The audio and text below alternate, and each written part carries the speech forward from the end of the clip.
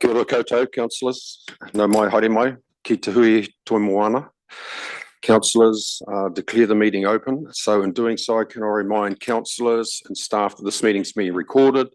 The recording will be, and it's being live streamed, the recording will be made available on the Bay of Plenty Regional Council website at the conclusion of this meeting. And can I further remind all those present that local government decision making affords no protection to councillors, council officers and members of the public for comments made during the course of this meeting that may subsequently be challenged in the court of law and deemed to be slanderous. So for those comments, could I ask Councillor White for opening karakia? Kia ora. Tēnā koe e te tiamana me koutou hoki ngā memo o te kaunihira toi moana, me ngā kai mahi, ngā kai tautoko, me ngā memo o te hāpuri, kei te miha tuki a koutou. Engari, kia tautarangi Māria ki a koutou, may peace reign with us all today. Engari, kareke poto mo tātou. E te atua nui tōnu, ko mātou e nei nui atu nei ki a koe. Ke tau mai te māramatanga ki a mātou whakarite mo tēnei rā. Arehina hoki mātou e ki ai te oranga tōnu ki ngā ahuatanga katoa. Ngā tangata ki tō mātou rohe whānui tōnu. Amen. Almighty God, we ask that you give us wisdom in the decisions we make here today and give us guidance in working with our regional communities to promote their social, economic, environmental and cultural well-being. Amen. Thank you, Councillor White. So we'll deal with apologies. We have an apology from Councillor Campbell, who may join us intermittently on Zoom. So I'll move we accept apologies. Councillor Winters is a second. All those in favour say aye. Against, carried. There is no public forum. Items not on the agenda. There are none. Order of business. There's no change. Declaration of conflicts of interest. Mr. Crosby. Thank you. I'll read this out.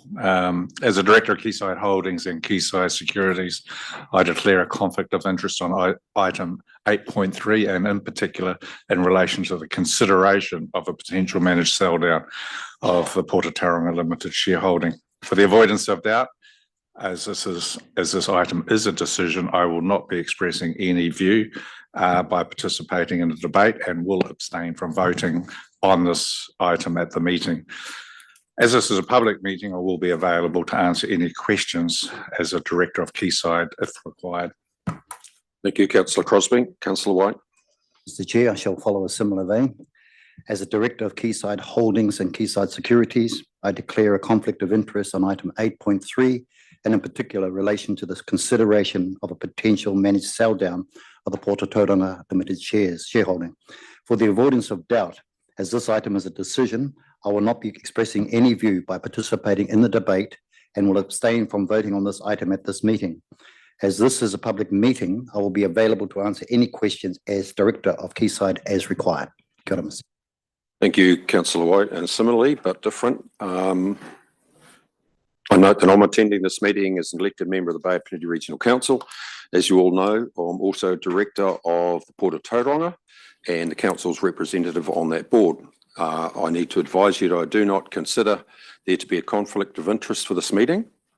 I will consider the matters being discussed with an open mind, bearing in mind my role as a councillor. I've received independent legal advice concerning this matter and further advised this meeting that I've declared to the Port of Tauranga board my role with the council, and I do not and have not intend or participated in any vote or participation in any discussion that the Port of Tauranga board may wish to have in relation to this matter. I have no financial interest in the Port of Tauranga or Quayside Holdings perpetual preference share. Thank you, councillors. Councillor Nees, sorry. Sorry, I just want to record a conflict of interest for one of our SIF applicants. That's the Aquatic Survival Schools Trust, which was established by an extended family member and is supported and funded by the company of a family member. So I will not be taking part in any discussion or decision making on that item. Thank you regarding that particular entity. Thank you, Councillor Nees. Councillor Winters. Just with the Regional Safety and Rescue Services Fund, Mr. Chairman, I'm Treasurer of Rotorua Lakes Coast Guard, so I won't take part in that debate either. Thank you, Councillor Winters. So we've noted those conflicts. Moves us on to agenda item number 7. So these are being separately distributed, and they are Regional Council LTP hearing minutes of the 10th, the 14th, and the 15th, and the 16th of May. I trust you've had the opportunity to read them. They're comprehensive. Could I have a resolution that they be received as the minutes of those meetings? Councillor Scott, Councillor McMillan, any further discussion? If not, all those in favour say aye. Against, carried.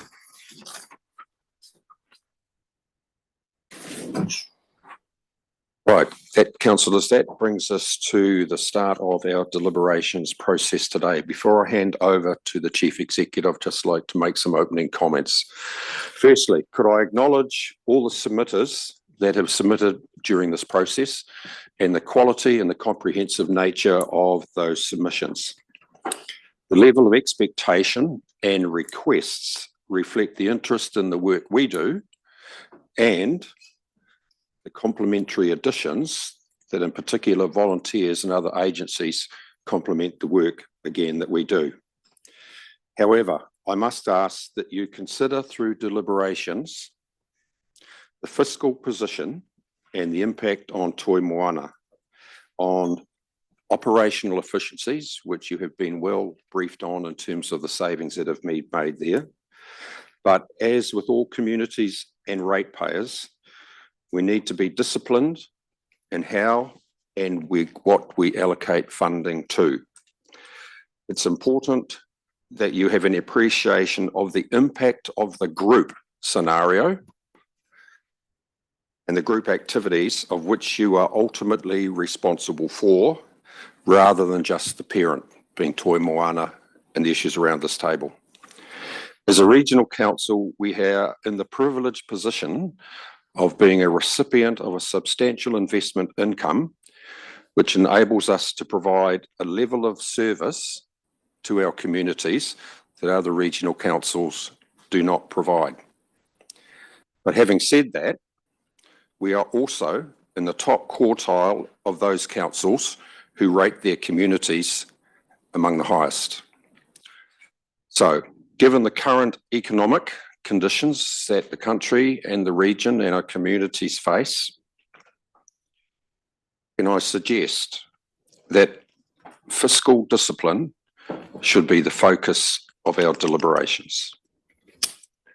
With those words, I'll hand over to the process to the Chief Executive. Morning, Council. Today, Council will make decisions in response to the long-term plan consultation and feedback through submissions and changes to the external environment. A substantive number of submissions were received on this draft 2024-2034 long-term plan. 464 submissions to be exact. Councillors attended many community engagements and hui, as well as approving a comprehensive multi-channel advertising campaign. Councillors also approved new ways of seeking feedback and submissions, such as introducing LTP Participate webpage, attracting over 6,000 visitors and enabling 296 online submissions being completed through this portal. There have been several key events since the adoption of the consultation document, which are highlighted on page 29 of your papers. Several of these events confirm that the fiscal environment in which this long-term plan is being considered by Council is tough. Council has approved a draft financial strategy to reflect this fiscal environment, which focused on prudent financial planning, maintaining financial resilience to respond to the impact of climate change and other challenges, keeping rates affordable through cost of living pressures. This focus is even more important with increasing unemployment, interest rates staying high for longer, and many businesses reporting reducing profits, including the Port of Tauranga Limited. There is also considerable uncertainty in our short to medium outlook, especially in regards to government decisions that are still to be confirmed in transport and flood management. There are over $15 million in requests for operating funding from multiple entities in the first 3 years of your long-term plan, as well as several large capital funding requests. In response to these submissions and this environment, Staff have recommended that Council decline all requests for additional funding, except for those included in your deliberation papers. The staff recommendations for additional funding are outlined on page 49 of your deliberation papers. In addition, staff expect there will be changes that will require Council consideration during 24-25. That is why staff are recommending that any 23-24 unallocated equalisation reserves are transferred to the Regional Fund for future Council decision-making. One of the key changes that staff expect will require consideration next year is new legislation for climate change adaptation and possibly the introduction of biodiversity credits. Both of these forthcoming government directions will require this council to work with other councils and organisations to better position Bay of Plenty communities and key environmental projects in the future.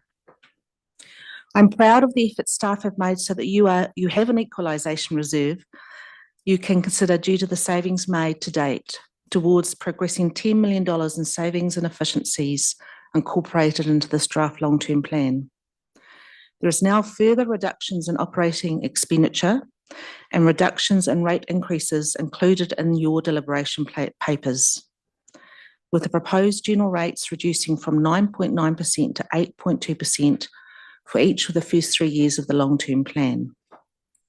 A further key highlight is that this draft long-term plan has a balanced budget in each and every year.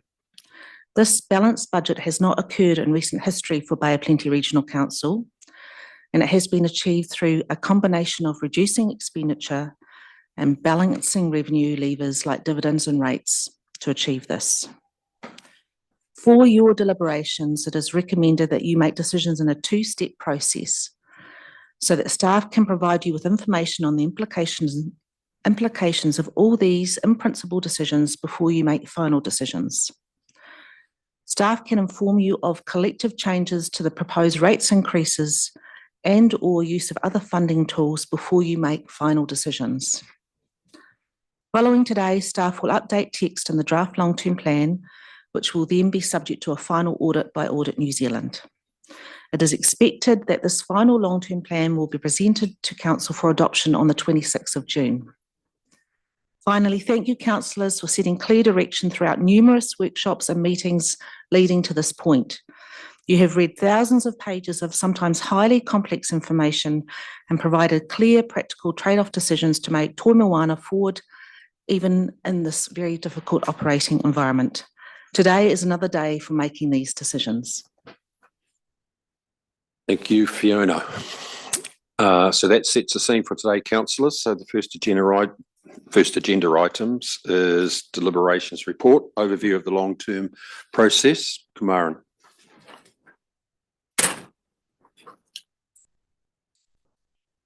Is Olive with you? No?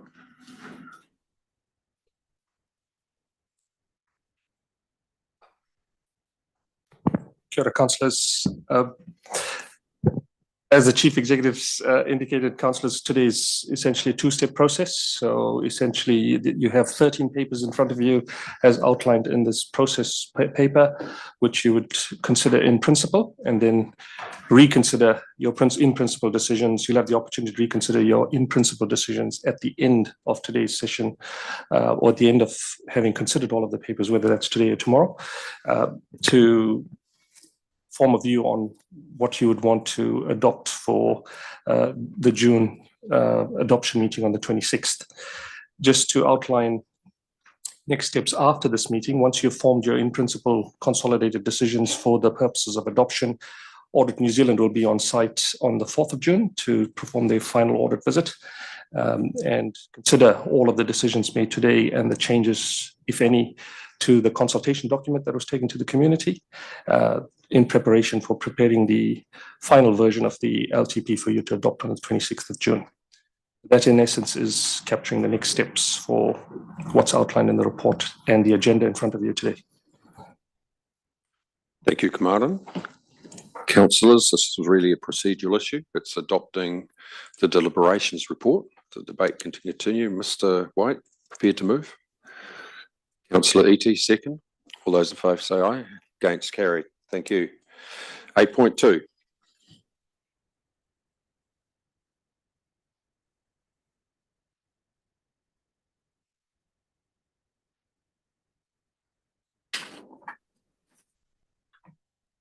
Councillors, this report outlines the strategic framework that you've considered through the process of preparing the LTP, and in particular for the consultation document, which essentially reflects the intent of the strategic framework that you've consulted with the community on. This report sets out the content of that framework for you to consider and deliberate on in terms of any points you want to consider in relation to your strategic framework and what was articulated to the community in terms of the outcomes you want to achieve for the LTP. Thank you, Commander. Councillor Thompson. Thank you, Mr. Chairman. I have two items. The first item is that I don't personally agree with the prioritisation framework, but I do agree that it should be referred to the Strategy and Policy Committee to further review. Given the extensive number of submissions that were received from community organisations and entities, I would like to make a suggestion in terms of the amendment of our strategic framework, which was consulted on. And that is to, in terms of outcome number 3, the heading to read connected and enabled communities, with an additional goal being the wording supporting community organisations to achieve equitable community outcomes. That would then have an impact in relation to Te Ara Putama, which would be focused in terms of the support, in terms of the pursuit of excellence for particularly matters Māori. Mr. Chairman, that is simply a proposal for discussion at this particular time. And after the discussion, depending on what that discussion is, I would be happy to move those particular amendments. Thank you, Councillor Thompson. So there's essentially only one, though, wasn't there, of that amendment? Change, I should say, one change. Councillor Nees. Thank you, Mr. Chair. I have also been considering our strategic framework, and I also have been considering our prioritisation framework and the graph that we have in our report on the timing given the strategic priorities. The latter was developed in the previous government, in the time of the previous government, and I think that emphasis, that graph that shows the emphasis of where we put our energies also needs to be reviewed by strategy and policy together with the strategic priority scoring schedule. I'm concerned that in this environment of such fiscal responsibility, we're only according a weight of 10 out of 100 for fiscal responsibility. So I'm very supportive of that, going back to the strategic policy to consider that. With regard to our strategic direction, should we make a decision relating to a number of submissions with regard to waste, I reserve the right to relook at the Future Ready Communities outcome to ensure that the goal, which seems to be most appropriate, which is we will empower communities to make sustainable choices and transition towards a low carbon economy. I just like that double checked that particular goal 6 would cover any activities that we undertake within the waste activity if we decide to do so. With regard to Councillor Thompson's suggestion of adding a new goal to connected communities, I do support that, but I do also want to identify that the equitable approach to the 4 well-beings and delivery of community outcomes, which is goal 16, also relates to the wider community. So it isn't just a solely a goal solely for tangata whenua, that we have many types of sectors within our community. Some are disadvantaged and are in low decile communities. And so I do believe that that equitable approach to the four wellbeings needs to be wider than just tangata whenua. And the other thing I want to note that the one submission we particularly had about goal 15, which was, where are we?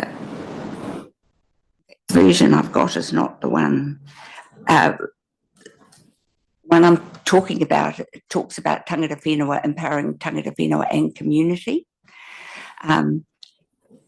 The submission that we had was that that word community be changed to communities, and I'd like to put that forward for discussion, Mr. Chair. Thank you, Councillor Nees. So let's be clear that the prioritisation, which is bullet point 2 of here, we suggesting goes to strategy and policy to develop and finalise. I'm happy about that. I'm advised that the issues that Councillor Thompson raised in terms of the strategic components need to be resolved here, right? Right, Councillor McMillan. Morena, I totally support Councillor Thompson's recommendations. And in relation to Councillor Nees's comment around the circular economy, I'd like to suggest a new goal in the Climate Change Action Plan, and may need a slight wordsmithing, but my suggestion is we add a new goal, which is an economic goal in the Climate Change Action Plan. So a goal 5 to be, we support land use change, innovation and adaptation along with waste and circular economy initiatives. And that feeds up into goal 6 of our strategic direction, which is we will empower communities to make sustainable choices and transition towards a low emissions economy. And I'd also like to, with Councillor Thompson's recommendation with the connected communities, I'd like to make the suggestion that we actually don't need the word community or communities in goal 15. This is Te Ara Poutama is about our commitment to Te Tiriti o Waitangi, and I would like to suggest that we amend goal 15 to say support Māori capacity and capability building to empower proactive relationships. Thank you.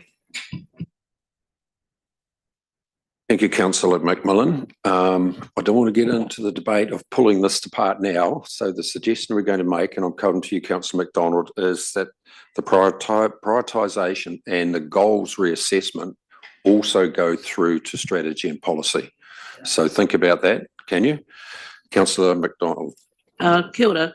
I too support the suggestion being made by Councillor Thompson. However, in regard to Te Ara Poutama, I would prefer that that matter is sorted through this deliberation process and not become another discussion in another committee.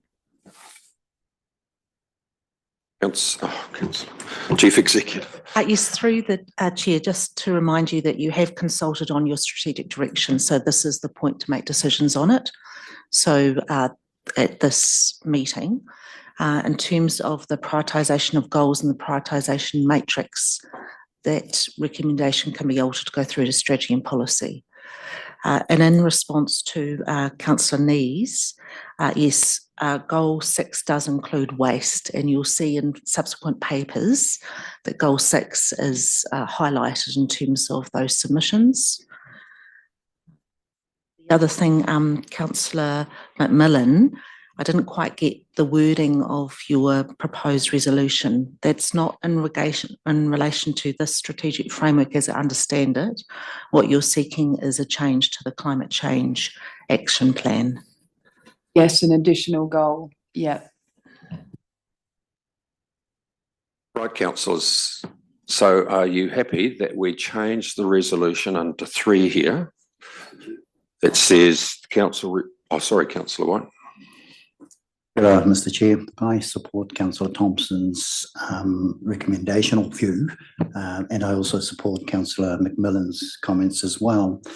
And I think, it just helps to, I guess, level the conversations around tangata whenua and community. I think it leaves a space for both to occupy and to grow accordingly. So I'm supportive of that for that reason. And I think it just takes the tension out of debates around the notions of equity. Kia ora. Thank you, Councillor. Councillor Neese. Just want some clarification. I totally support the recommendation Councillor Thompson has made. I just want to clarify whether we, regarding that goal 16 only applies to tangata whenua or the wider community, because the situation that's been put forward is that Te Ara Pūtama is only about our relationship with tangata whenua. My posit is that equitable communities is not just about tangata whenua, it's also about communities. So just how we navigate that is my issue. I think it either needs to be elevated up and be added into connected communities so that it's in two places, or we make it very clear that that particular goal covers both community and tangata whenua. Mr. Chairman, perhaps I could just clarify for Councillor Neese. So I'm suggesting that the heading for the outcome is connected and enabled communities. And my further goal that I'm suggesting was supporting community organisations to achieve equitable community outcomes. Chief Executive. Through the chair, so in the direction you've given on the strategic framework, you did make a number of changes to that, the pursuit of excellence outcome, and you were very clear, and I'm reading the wording in terms of what the outcome means. It's partnering with tangata whenua and community towards a prosperous and equitable regional future. So while two of the goals are specific to Māori, two of the goals are for Māori and communities. So that was what the direction was that you went into this long-term plan. And with that clarification, I'm happy to leave it as it is and accepting Councillor Thompson's new wording. Okay, thank you. So, Fiona? So my understanding of what you were wanting to resolve in principle is recommendation 2 is changing to that council endorses the strategic framework to guide council decision-making over the first 3 years of the 2024-2034 long-term plan once adopted, with the amendment of changing the connected communities title to connected and enabled communities, and the addition of a new goal 11, that is supporting community organisations to achieve equitable community outcomes. Those are the two changes to that recommendation. And the third recommendation changes to that council refers the draft Bay of Plenty Regional Council prioritisation matrix and prioritisation of goals to the Strategy and Policy Committee to develop and finalise. Just trying to keep up with the changes that are being made here. Councillor Iti. Councillor Iti. Sorry. Can we please just slow down and make sure that the committee secretary can keep up, because it's important that we get the wording right in the resolutions.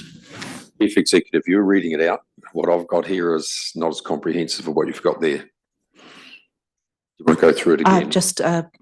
Could we put a new goal 11, and then all of the other goals will be, yeah. Yes. Mr. Iti. Kia ora, Mr. Chair. And I'm also in support of the recommendations. I'd just like to go back to what Councillor McMillan put on the floor that was supported by Councillor White with regards to goal number 6. And if we're going to deliberate on that as well, which is around changing it from a low carbon economy to a low emissions economy. Oh, it is. Okay, thank you. Councillor Shirley. Yes, Chairman. Just looking hard at that proposed change of Councillor Thompson's, I'm just wondering what the consequences of adding enabled means. Does that create an expectation of funding? I presume it does. And is that consistent with our fiscal situation? Chief Executive. I think Councillor Shirley, in terms of the prioritisation of goals, will be key for you to consider that going forward. Funding is determined at this meeting in terms of the long-term plan, so it may shape your future decisions that you're making at this meeting, but clearly how these goals are prioritised needs to happen at strategy and policy. Through you, Mr. Chairman, if I might respond to Councillor Shirley, there's more ways to, I was going to say skin a cat, but I'm an animal lover, so I won't say that. There are many ways which don't necessarily relate to financial resources by which we can enable and support community groups and organisations, be it in kind, whatever. So I don't see the enabled being limited to only fiscal support. Thank you, Councillor Thompson. Councillors, resolution is up there for you to read. That's the final one. It's been moved by Councillor Thompson. Second, Councillor Thurston. Any further discussion? Not all those in favour say aye. Aye. Against, Aye. carried. Thank you.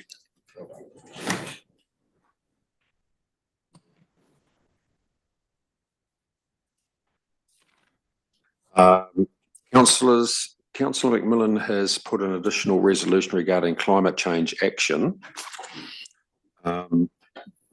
Chief Executive says we probably need to deal with it now rather than later. So is there support for this? Or Councillor McMillan, do you want to go through it again, just so we're clear of what you're requesting? Yeah, so in the goals in the climate change action plan, I'm seeking an additional goal, so goal 5, reading, we support land use change, innovation and adaptation along with waste and circular economy initiatives. That's an economical transition goal. Councillor Neese. I'm happy to second that, Mr. Chair. I support it. It's seconded by Councillor Neese, moved by Councillor McMillan. Any further discussion? Just wait till the scribe catches up. Want me to read it again, Claudia? We support land use change, innovation and adaptation along with waste and circular economy initiatives.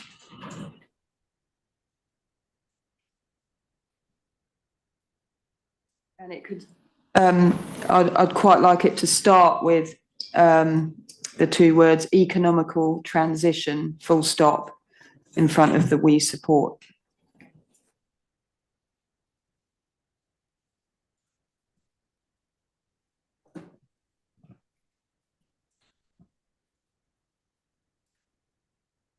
Councillor Neese. Just a question, is economical the right word? Economical means doing more with less. Economic. Economic. I don't know why. Yeah. Thank you. Councillor Scott.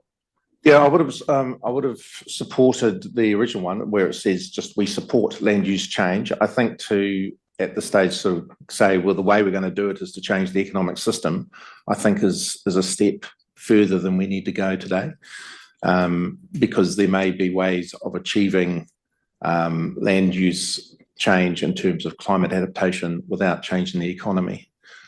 So I think it's just has more of an implication than 1 is in our gift anyway, and 2 it implies a methodology when this is really about goals. Councillor McMillan. It's flagging up that with our economy, there needs to be a transformation and transition in some areas, a bit like how we've supported aquaculture and thinking thought leadership around the aquaculture space. That is a new and growing economy. There are other new and growing economies, and it's to flag that we are supporting that transition in economy and not that the economy is transitioning, so there are other new economies. So I would like it to remain, please.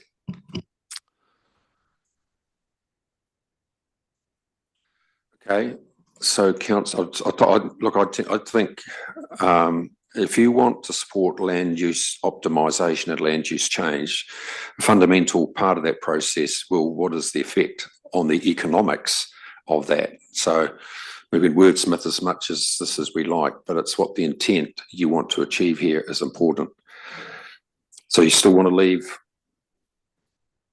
economic transition? It's acknowledging that in our climate change, there is a piece in that puzzle which is around economic adaptation, and this is in that space. So that's why I would like it, the economic there, please. Okay, thank you. Councillor von Duddleston. Yeah, thank you, Mr. Chair. I can't support it in the terms that it adds that economic transition. I think that is very leading and goes beyond what I'm all in favour of the rest of it to ensure, but I don't want to give direction as to how. I think that goes way beyond our brief at this stage as a policy matter. Thank you, Councillor Shirley. Yes, I agree with Councillor von Duddleston and Scott. I certainly don't think we should have those words, economic transition there. It's just tautology. All economies are totally evolving. They're dynamic. They're diversifying. They need to constantly. And I think it just introduces an ideology that's not at all helpful. Thank you. Councillor Reti. I agree with you, Mr. Chair, that I think it speaks to the intent, and so I'm very comfortable with having the heading economic transition with regards to Councillor McMillan's recommendation on the resolution that she's brought forward. I'll support it. Thank you. Anything else, councillors?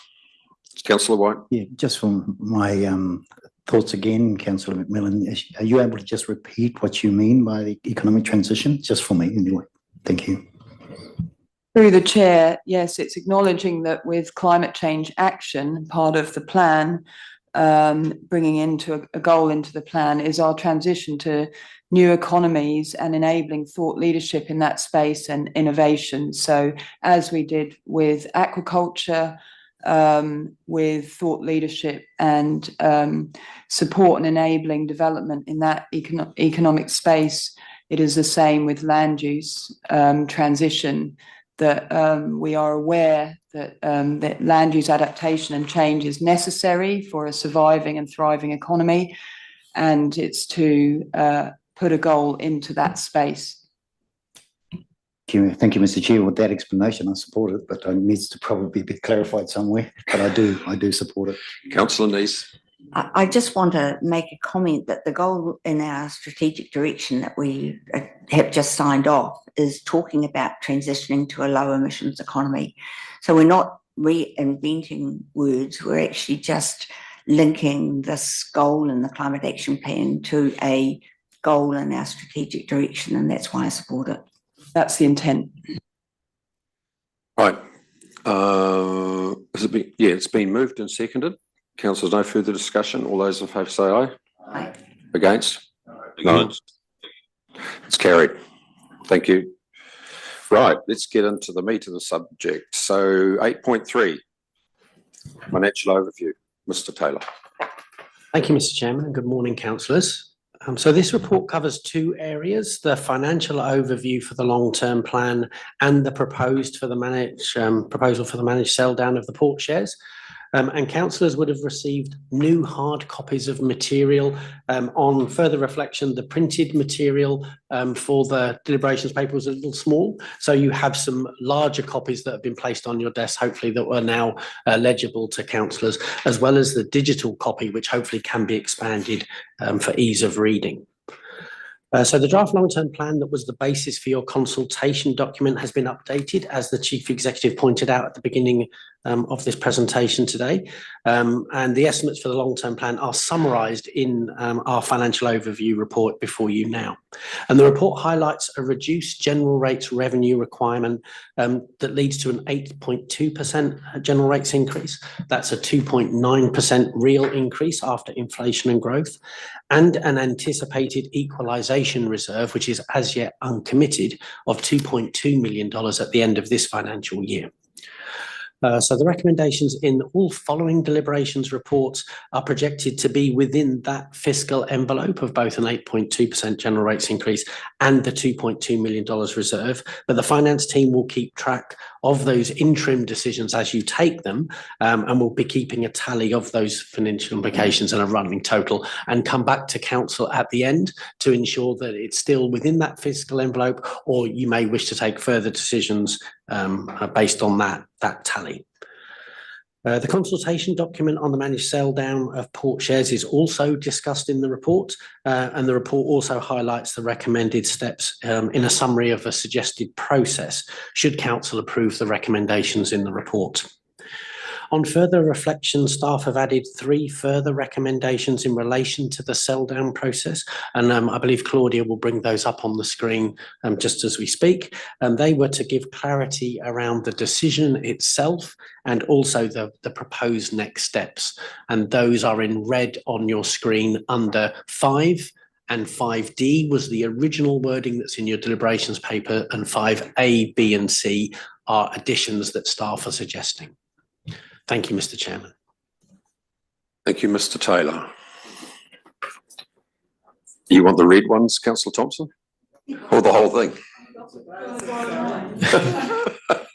Should I read out the red ones, Mr. Chairman? Yes, please. Thank you.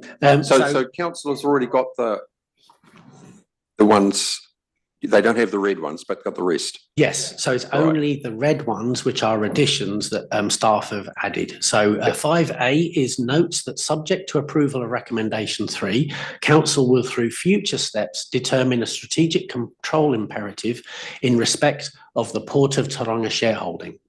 And But that's the issue Councillor Thompson raised yesterday. So we've captured it. Notes that subject to notes that subject to approval of recommendation 3 above, council will undertake future steps and approve parameters for any managed sell down process, including engagement with tangata whenua and timeframes. And C, notes that the Local Government Act 2002 requires council to consult on changes to control or ownership of strategic assets. And that matter also flows through to our significance and engagement policy. But of course, the Local Government Act is the determining legislation here. Thank you. Clear. Are we clear what the additional ones were?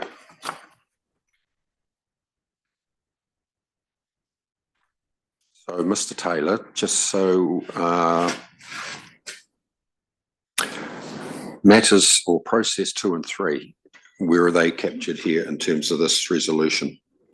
They are within, subject to the approval of recommendation 3 on the preferred option for the sell down. That's caught in the 3, 4 and 5 recommendations. So the steps 2 and 3, the future steps are set out in that recommendation 5A. Okay, thank you. Councillor Winters in these. Thank you, Mr. Chair. So making sure I've got this right. Today we are approving the first stage of the legal requirement for the Port of Tauranga shareholding sell down. It's just the sort of Local Government Act. There will be other stages for us to deliberate, discuss what we do with the funds and whether we give Quayside the option to press the green light or not in future deliberations. So today is first stage of I'm thinking a 3-stage process. Is that correct? That's correct. Hence the wording there, you will approve parameters. So that comes back to this organisation here. After you've taken advice. Happy? And when where does it say we are what is it that the strategic shareholding is, there it is at 28%. Yep, number 3. So that's the what do you call it? Our strategic asset. Oh, sorry. Go on.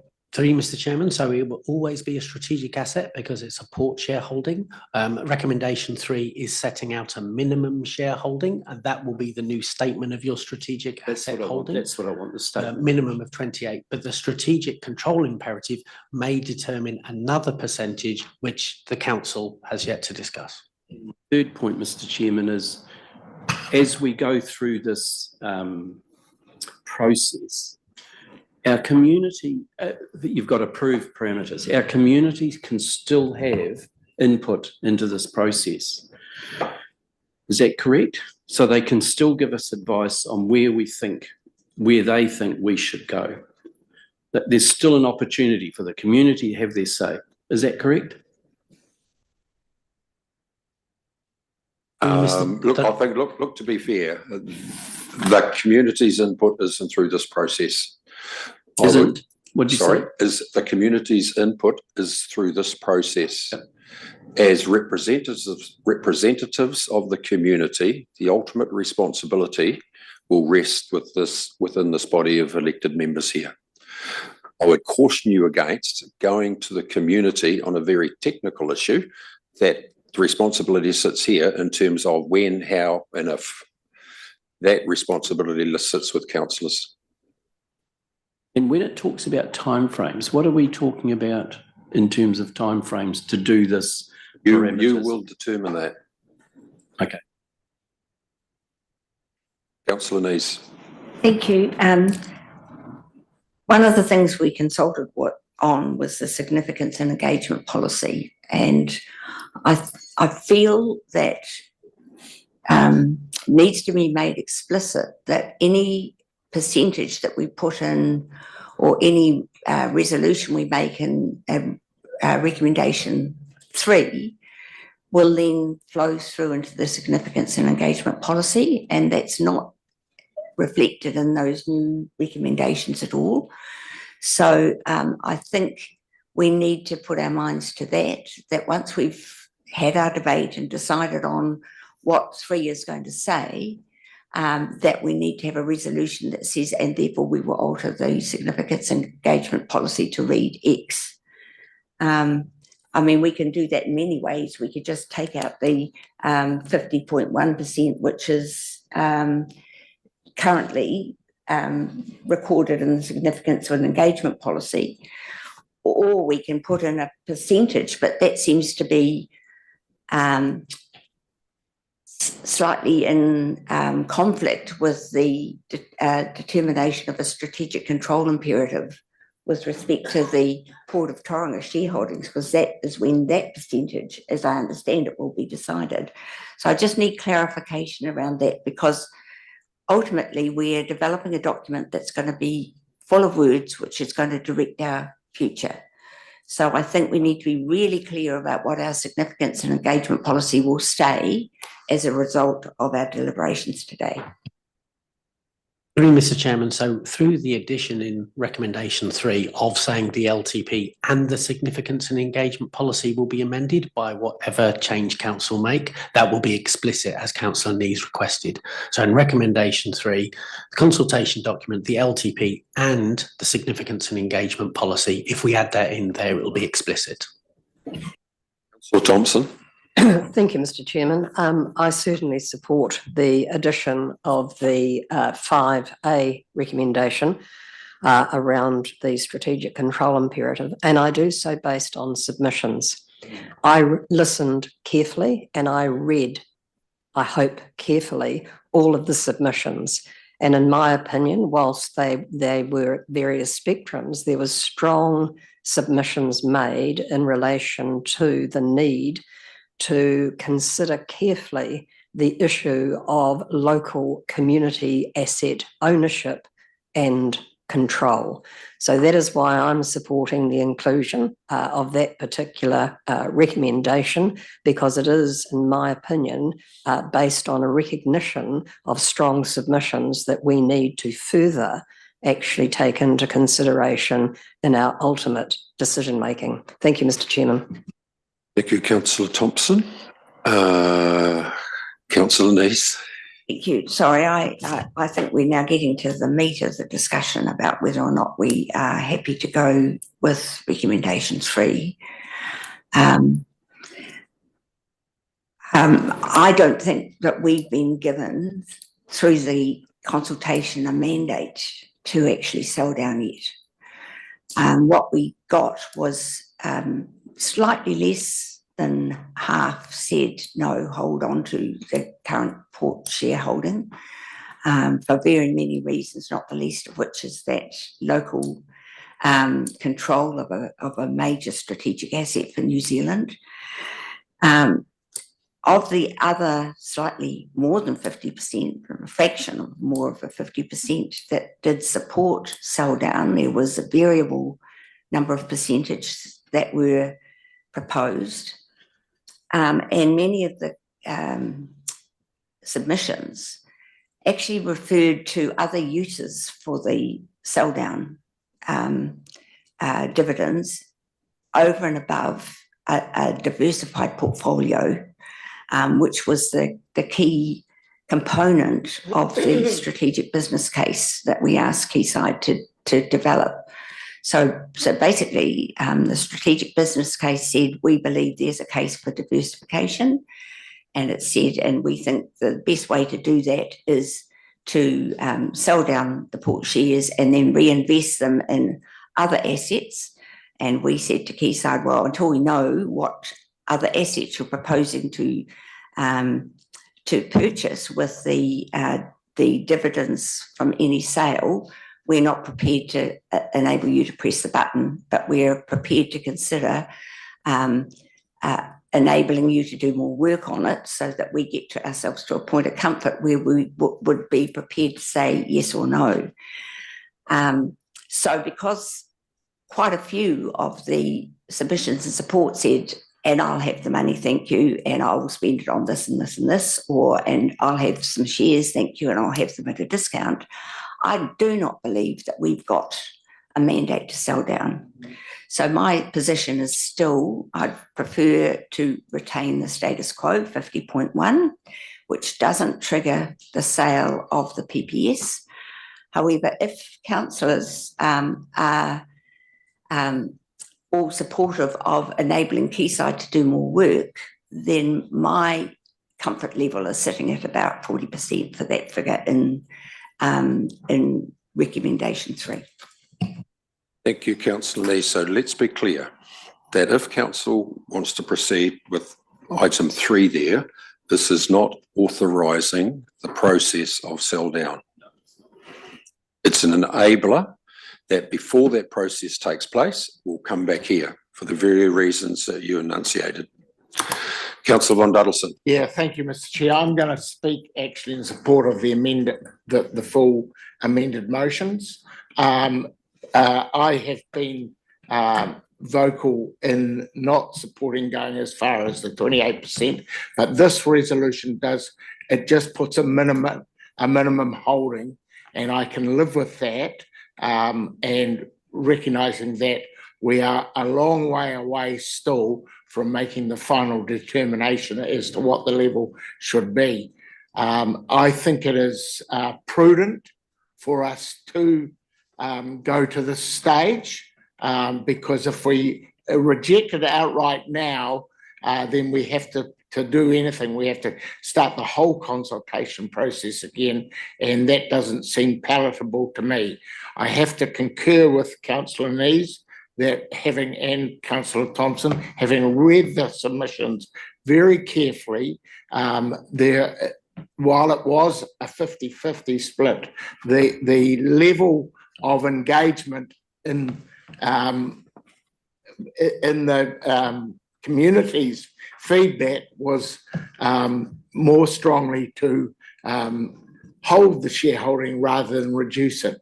But I think what we've got here today allows us, without having to go back through the whole consultation process, to actually further this process, get better informed and make a rational decision. So I'm going to support it as it stands, albeit that, I still have an aversion to, I had a figure in my mind originally of a 40%, and I could have lived with 35, but 28 was getting too far for me. So that's just where my heart is. But I will support this motion as it stands. Thank you, Councillor Von Duddleston. I don't want to kill off the discussion here, but just a word, because you said you support the resolutions as they're set out here. Under subsection 7, regarding the equalisation reserve balance, I'd suggest that we adopt, if we get to the point of resolving this, we resolve in principle, because item 7 there essentially is subject to determinations you might make later in the day. Okay? So with that, Ryder, Councillor Scott. Yes, I support the resolution as it is. I think when, because I also very carefully read the submissions, and as has been said, there was on a yes/no basis, it was 50-50. But what was really reflected was there will be some use for the funds that come from the sell down, and there will be some implications of a sell down. And so we want to know and understand what and have our reservations addressed. So this gives the opportunity for us to go forward and make sure that we address those reservations that the community has. If we were, so it's really important that we can do the next step so that we can address the considerations that the community has actually asked us to address. Thank you, Councillor Scott. Councillor McMillan. Yeah, I'd just like to move that we adopt the recommendations, and this Councillor Von Duddleston already moved that. But yeah, fully support the recommendations, bearing in mind what you said about number 7. Having read all of the submissions also, I feel very comfortable in making this step and adopting these recommendations. I think Councillor McMillan seconded it, didn't you, Councillor McMillan? Yeah, so Councillor Von Duddleston has moved it. Councillor McMillan has seconded it. Is there any further commentary, contribution? Chair, Councillor, this is Councillor Shirley. Yeah, I'm a bit dumbfounded from what I'm hearing here. What I'd like to know is, what does strategic control imperative actually mean? We've spent weeks with very expert, detailed information over this. We arrived at a position where we agreed to consult on a potential enabling sell down to 28%. And does strategic control mean that it remains at 50%, at 40%? What is the ramifications of adding those words? Because if that is the intent, I'm strongly opposed to it. It's against all of the expert advice that we received, and it was very impressive expert advice. There's huge risks to us by not following that advice, and we are not serving the members or the communities of our region, existing or future, if we do not respond to that expert advice. It is imprudent behaviour, and that was the exact words that we were advised of. So I need an explanation of what is the effect of adding those words, strategic control imperative, because I am strongly opposed to that. And really it becomes a farcical situation in terms of the energy, the time of consultation and expert advice that we have had to do this backflip at this stage. Thank you, councillor Shirley. So your concern is regarding 5A? Yes, correct. Right. Okay. Mr. Taylor. So through you, Mr. Chairman. So as it says, council will through future steps determine a strategic control imperative. So just as an example, that may be 28%, that may be 54%. It will be a percentage to be determined by council. At the moment, the advice that you've received, as Councillor Shirley rightly pointed out, was around the control of a shareholding, which potentially could be different to a strategic imperative for this council in its shareholding of the Port of Tauranga. It might be, it might not be, but it's trying to highlight the fact that that will be one of the council's conversations that it will wish to have. But it may come out to any of the numbers that councillors have already pointed out. 58% was agreed to on the basis of being a blocking control. What does strategic control imperative mean? Because it's very important. So that will be for council determined. So it's not in the same context of a controlling interest in the port, which is the 25.1% or greater. So it's not in the same context of control in company law terms. It's in to be determined by council. And as I said, it may be any one of the percentage that council's already discussed. Any percentage, even if we went down to 2%, it's also a strategic asset under the Local Government Act, as I understand the situation. Correct. And if you were to determine through your strategic control imperative that it was 2% you wanted to have, you would therefore need to go out to consultation to amend your significance and engagement policy down to 2%. Right. Thank you, Mr. Taylor. Mr. Von Doddleson. As a right of reply, as the mover, Mr. Chair, I want to point out that while we hear from expert opinion, have experts giving us advice in any hearing, no hearing is bound by that advice. They are there to listen to it. They don't have to necessarily agree with it, but they need to take it into account. That is all. So, to say, so I dispute what Councillor Shirley was alleging in his statement. That's all. Thank you. Thank you, Councillor Von Doddleson. Councillor McDonald.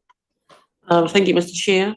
I'd like to support the recommendations, but I'd also like to say too that my understanding this is the approval of step 1 as you have described.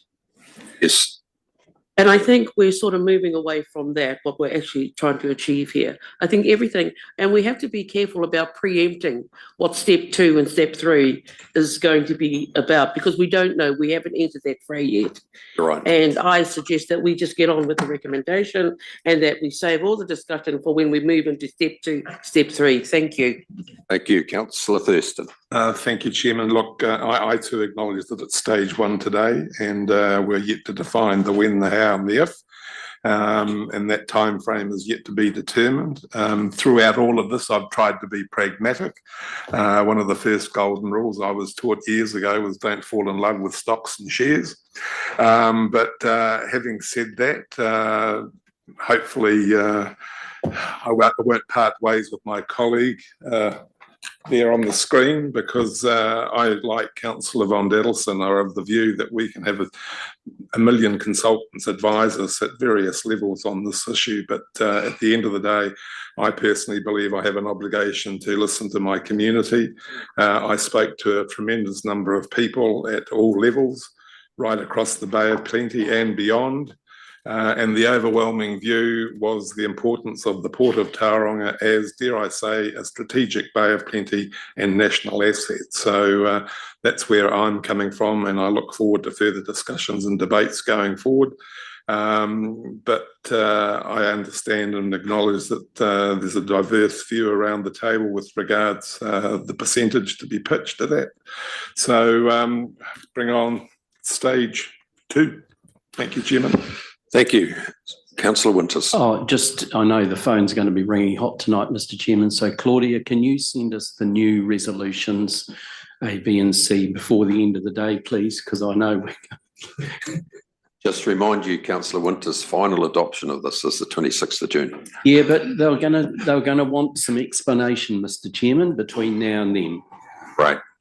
Okay, councillors, I understand the reticence to go to a purely economic outcome. I don't think that what you've got in front of you precludes a range of options, and I think it was eloquently stated by Councillor McDonald. This is stage one of a stage two process, and if we have to go through this to get to wherever you want to get to, then I'm happy with it.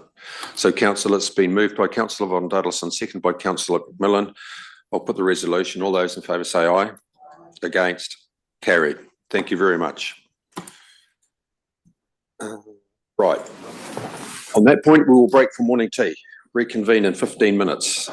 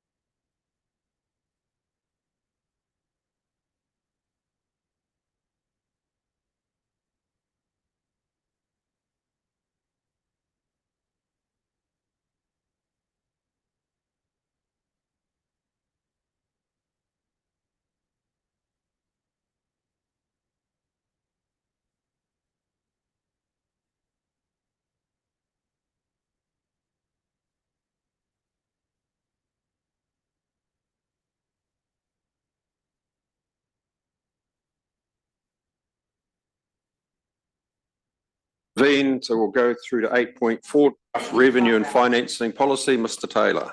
Thank you, Mr. Chairman. So Kamara will present this report. Councillors, this report essentially covers off the proposed changes to the revenue and financing policy in light of submissions received. Something with a mic. In light of submissions received from the community on the proposed policy.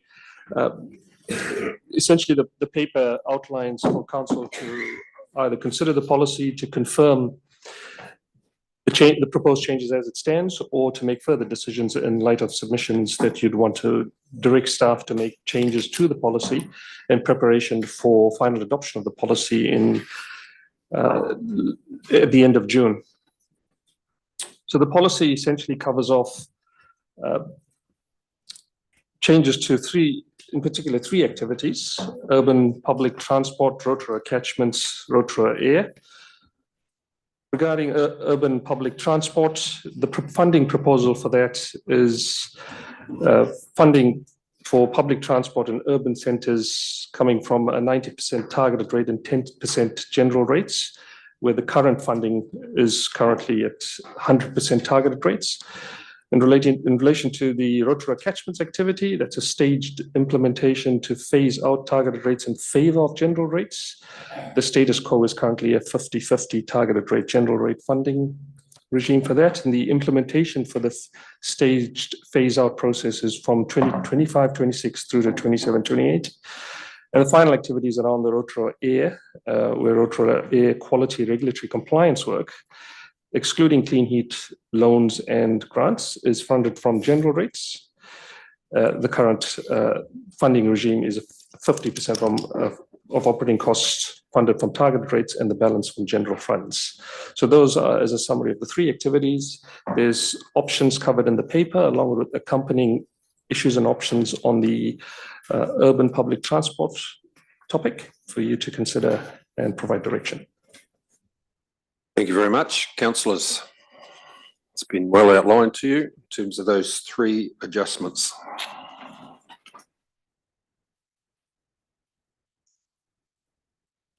Councillor Crosby. Yes, and I will support them. I had issues with the process to get to this, but we'll remedy that probably in another exercise. But that aside, with regard to urban public transport, I think there is a strong argument to go to 90-10. If you look at the Tauranga area in particular, there are 3 state highways go through it, which is 229 and 36 on the way out. And one of the challenges we have is because those state highways are there, they're also used for urban transport and inter-suburban transport. And they're also used, obviously, for state highway for traffic to go through. So if you have a functioning public transport system, and we've certainly got it in the school space, but I wouldn't say we've got it yet in the other space, there is a benefit to the broader Bay of Plenty as that traffic hopefully can go through with a bit more ease. So yeah, it's a nominal number, that 10%. You know, you could dive down and try and do some science around it.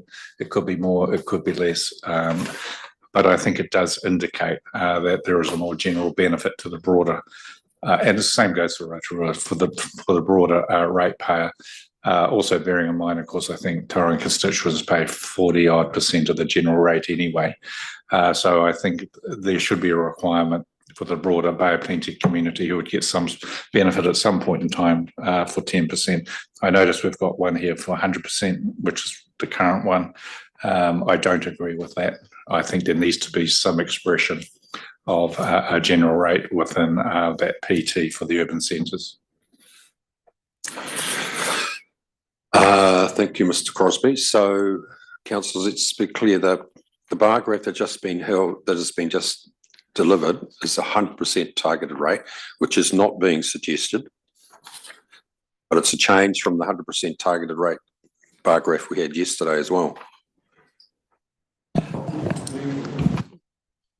So, councillors, yeah, just a correction on the updated 100% bar graph. So just to correct the general rate take on that graph. So if you could refer to the updated one circulated for your reference to show the difference between a 90-10 and the 100%.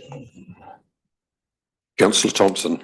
Thank you, Mr. Chair. Just firstly, a question to transport staff or whomever. In the submissions, in terms of the 90-10, there were several submissions from the rural communities voicing their concern that why should they have to pay a general rate through their general rate when the service levels of service were received were negligible. That was a theme I took from the submission. So my question to you, Mr. Seaborn, is when is a review of the level of service for our rural communities to be undertaken? Through you, Mr. Chair. So the staff will be undertaking a review of each service over the next 12 to 18 months in preparation for the contract renewals program that needs to be completed by 2018. So the not only that, there'll be a fares review planned in advance of that, so that this is council's ability to test its communities and customers about the principles and the equity issues potentially around fares. And then subsequent to that, refreshes of each of the networks so that we can go into that commercial negotiation prepared. So over the next 18 months, those both the fares review and the network refreshes will be starting, most likely finished at that point. Just a supplementary through you, Mr. Chair, if I may, do you anticipate that the concerns expressed by the rural communities through this process will be taken on board and that there will be an enhanced level of service? Through you, Mr. Chair, it's a hard question to answer directly.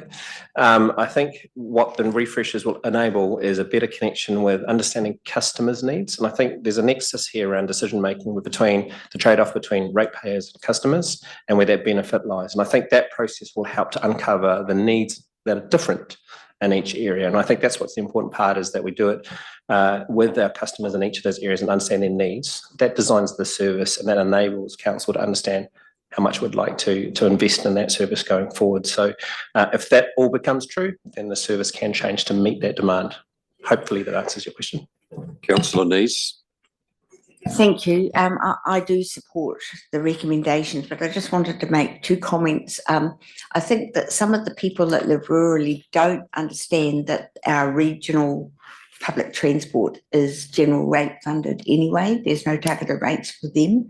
So I think they were assuming that that they were going to be paying a targeted rate. In fact, what they'll do is they'll be paying a portion of the general rate for their regional public transport services, but also a portion of the general rate component of the urban service. So that's one thing. The other thing I just wanted to note, because I think we can get lulled into a false sense of security by these graphs. This is just for median properties of 1,000 square metres, and ultimately the more highly valued properties will pick up a higher amount of the general rates. So I think we just need to be aware. We've fallen into this gap saying, oh, well, it's only an X% increase. But in fact, some people pay a lot more in real dollar terms because their property is worth more. So I just want to make those points so that we're fully over the real implications when we vote on this. Thank you, Councillor Neese. Anything else, councillors? Yeah, I'd like to comment, Chairman. Ken, I'll see you on, when you want to comment, can you just put your hand up? On my That'd be screen, great. I've got my hand up, but it doesn't seem to show on your screen there. But on my No, computer, it doesn't. I've got my That's hand right. up. We'll just keep an eye on you. Right, okay. Where you go, Ken. Sure. I agree with Councillor Thompson's concern. Let's be quite clear. This is an increased rating impost on rural and small urban centres and an increased subsidy for large centres, principally Rotorua and Tauranga. There's no getting away from that. And, is that fair and equitable? Because we know we won't have the dollars to increase public transport in those remote and rural and small town areas.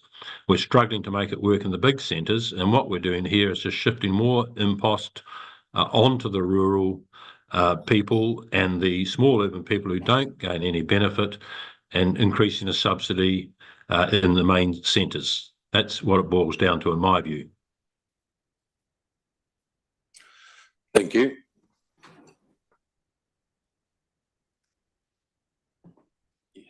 Your hand's up now, Ken. Oh, Councillor Shirley, I should say. I've got a reverse computer here. Councillor Crosby. The point I was trying to make is, and if you just look at State Highway to from wherever, rural people don't just stay rural, they travel a lot.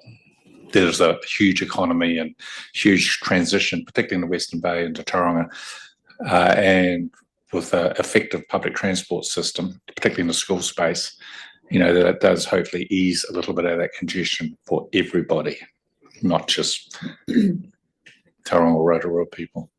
Thank you, Mr. Crosby. Councillors, anything else? Otherwise, we need to move to the recommendation.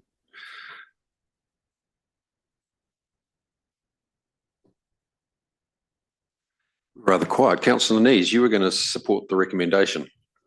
I'll move. You'll move. Councillor Winters? Second. You're going to second?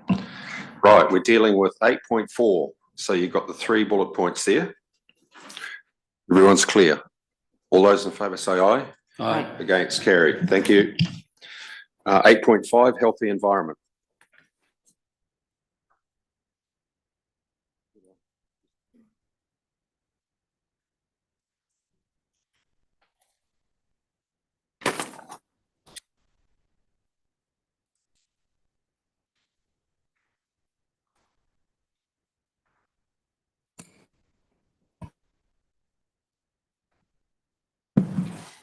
Morena, councillors.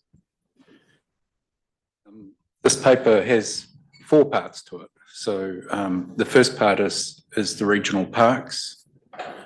My computer's decided to turn off at the wrong time. Thank you. And then we move on to Ohau Wall, and then the Wairoa strategy. And then finally, the calling of the bar issue with Whakatane River mount. So the recommendations are on page 97, I believe, of your agenda.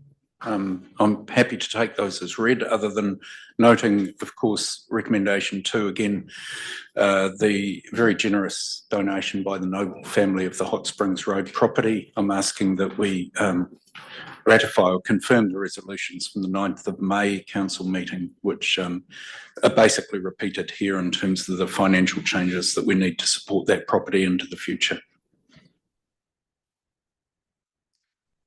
Thank you, Mr. Engel. Councillor McMillan. Yeah, I'm happy to, are we just talking about the regional parks now? Yep. Talking about the whole lot. Oh, the whole lot. Well, I'm happy to move that we accept all the recommendations, but just a further comment. There was some clarification sought on the business case for the Rotorua Regional Park, and I'm comfortable having read that further clarification on that business case. Thank you. But I think it, Chief Executive, as you well know, it goes without saying, even though you may allocate some funding to some of these activities, doesn't mean to say you've got to spend it. Yeah, 100%. To the quantum that's there. Yeah, hopefully not. Need to be lean and mean in terms of delivering some of these outcomes. Sorry? Second. Oh, you're seconding. Thank you, Councillor Crosby. Any further discussion? Councillor Thurston. Chairman, we were going to put some words around the Ohau Wall, were we not? Executive, about answering the call of the community that we are very, very receptive to, and moving forward into year 1 of 3. Number 5 doesn't do that. Councillor Thurston. So much bloody paper here, Chair. So, councillor, through you, Chair. Oh, no. You were going to put some extra, I acknowledge there's a technical advisory group coming, but I think we need to specify it in the recommendation that we've answered the call of the community and have moved it forward to year 1 rather than year 2. So through you, Chair, you've talked to me about this and Many times. yes, it hasn't been moved forward to year 1. So in talking to you, you thought words such as for recommendation 5, agrees to forming of a technical working group for assessing potential solutions for the issues for the Ohau wall, and that funding may be moved forward to year 1 based on the recommendations of this group.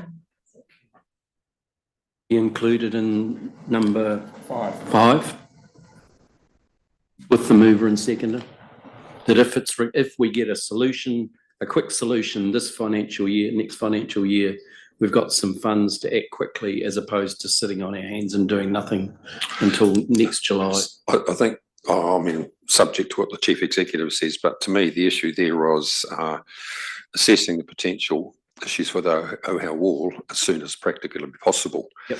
And then I think at the Chief Executive's discretion, you can bring forward funding from year 1, year 2. It's a cash flow issue, isn't it? So through you, Chair, we would come back to council to seek that brought forward, given the size of the funding, and it may be more than what we've also budgeted. So we do not know that yet. But we do want to make a plea to have that wording inserted as part of 5, please. And Mr. Chairman, could I just say that what we're doing today is recognising submissions. Yep. And they're extraordinarily strong submissions, so that wording should go in because it's reflecting what our community submissions actually wanted. It doesn't tie us, but it actually enables that to occur, what the community actually wanted, should that be possible. So we can capture that in terms of the preamble, in terms of 5 there anyway. A response to the community's input. Councillor von Duddleston.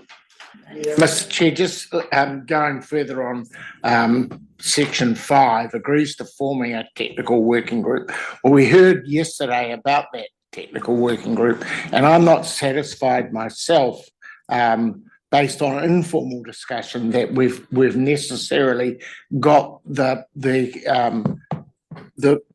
structure and people in place to give us the best advice. And I think I think we need to elevate the technical working group, the need for it, and the componentry of the experts to ensure that we're actually getting best advice soonest, rather than we don't want it to drag out. So, but this is a big issue, and it's complex and should not be treated lightly by staff on our behalf. So I have no trouble with the wording, but because we agree to the forming, but so this is just a supplementary comment, really. I don't think we need to change the wording, but just to alert staff that we really do need some real,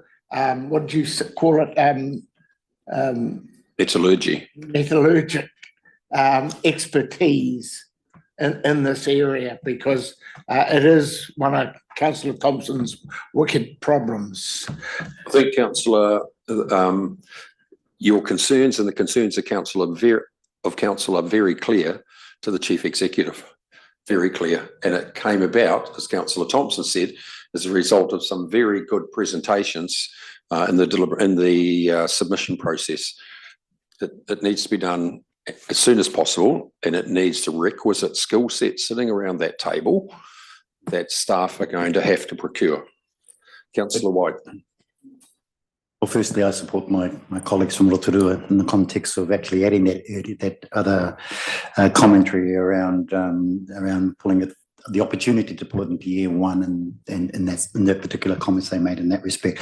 In terms of the technical working group, It's understood very clearly that we've got a rusted situation and that that 1/3 is the lifelong capacity of it as opposed to 50 years. So we know all of that. We know it's corrosion. And so I would argue that people know the problem. It's a question of finding the right technical aspects to get the solution right. And if it's metallurgic solutions, which it seems to be, then no doubt they will actually pull that together and have that front of mind. So I have every confidence that we'll have the right technical group in place to do the job, because the problem's there, it's been identified, and I'm sure they'll get enough technical support around that particular space. So I support my colleagues. Thank you. So where are we with mover and seconder? Oh, right. Councillor Scott? Yes, I want to just speak on the aspect of the Rotorua Regional Park. And I see that the staff are suggesting that the amounts be changed. So there's only 100,000 towards the business case, which I'm happy to support that reduction. Reason being that I've noted the submission that came from Rotorua Lakes Council, which was not positive in terms of a regional park, in terms of competing with what the local council provides, but also in the context of some further decisions we may or may not be making about acquiring land for different purposes. And I just really want to note that it's not our job to become land barons and to become the biggest landholder in the region. So it's happy to support it because good decisions have evidence, but really noting that if it comes to the end of the day where we need to make some savings, this would be an area where I would suggest might be a place we could start. Thank you. Councillor Winters. Yep, I support all those recommendations 1 to 8. Can I just comment on number 7? I think we had a very strong submission from Whakatane Sports Fishing Club that we should be reinstating that calling. And I agree with the Harbour Master's decision not to call it.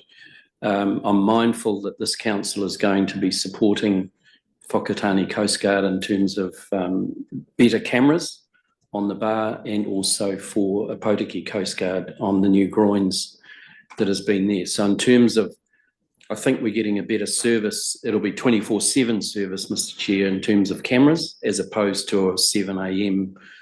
In the morning call on the bar. So I'm satisfied that we've done the right thing. Our Harbour Master's done the right thing. And if skippers are in any doubt in terms of going over that bar, go down to the heads, have a look, talk to Whakatane Coast Guard before you go out, before you launch your boat, assess the situation, and if in doubt, don't go out, because it comes back at the end of the day to skipper's responsibility, Mr. Chairman. So I'm happy to support 7, and we are putting in more resources to make sure that those bar crossings across Opotiki, Whakatane, Makatu are safer than just a 1 call per day that may change within the next hour based on that decision. So I'm happy with 7.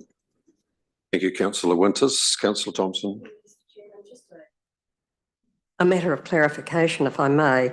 In recommendation 6, it refers to the Wairoa Catchment Management Plan, but in the introduction, at number 1, it talks about the Wairoa River Strategy, and that is reflected also in the wording in the introduction section. I get the staff reasoning and accept it around the Wairoa Catchment Management Plan, but I want to know, when are we doing the Wairoa River Strategy refresh? So through the chair, the Wairoa River Strategy refresh has been programmed for 2025-2026. That's when our partners have programmed that into their work programs. And that is anticipated that will then follow on from when we notify our freshwater plan changes. So following September next year. Just a further comment, if I may, Mr. Chairman. I am struggling with how the outturn of the Wairoa River Strategy wouldn't be a key input to the NPS, the notified NPS? So through the chair, the work we're doing in freshwater management will effectively set the limits and targets for that waterway. And so that will be an input, as water quality is only one component of the Wairoa River strategy. And so the intention is that we would do that work, and then that work would then feed into the strategy. I think you're right, Councillor Thompson. It's much deeper and wider than just water. I will surrender for the time being, but I will probably want to discuss this further through strategy and policy if that's okay, but I accept the recommendations. Councillor White. Kia ora, Mr Chair. I support the recommendations 1 to 8, the changes in wording, or the inclusion in number 5 there. But we can show the wording again. I approve that, bringing it forward. But in terms of the business case for the regional park, I'm totally in support of that. I mean, I'm a little bit bemused by what our colleagues from Rotorua Lakes Council might have said. Maybe they've got preoccupied with other matters that are more important on their minds. But in the context of it being land barons, yeah, I agree we don't want to be land barons, but when that land has significant environmental footprints and improvements, like nitrogen reduction, and I know that it's at the headwaters of a very stream that is a taonga to that particular place. It's a location as well that it in fact invites a great participatory opportunity for the Rotorua constituencies to visit and to enjoy the environmental shifts and changes in that space. So I'm totally supportive of number 3. Councillor Neese. I just wanted to reference that as well.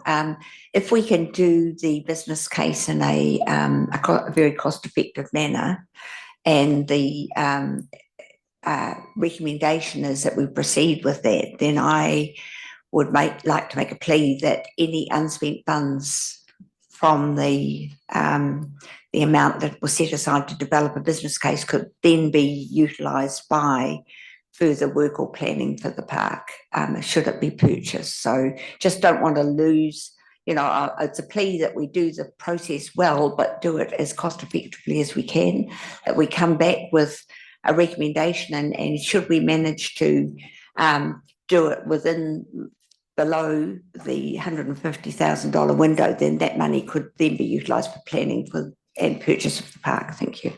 Thank you, Councillor Von Duddleston. Yeah, look, I just want to go to recommendation 2, the really outstanding gift from the Noble family for the Catacat proposed regional park. And I know it's been in the media already, but just for this council, it's come up here, and I think we should recognise that as an incredibly generous contribution, but recognise also that with all things, it's the operating costs going forward, and the same is true with recommendation 3 with regard if we do Rotorua. It's how you fund them. Well, in the Noble case, we got a very generous benefactor, but it's the operational cost, and recognising that we do have time on our side with the Noble property because of the circumstances there that we don't have to apportion in the next couple of years a huge amount for the OPEX. But as we acquire land, it can be very expensive to maintain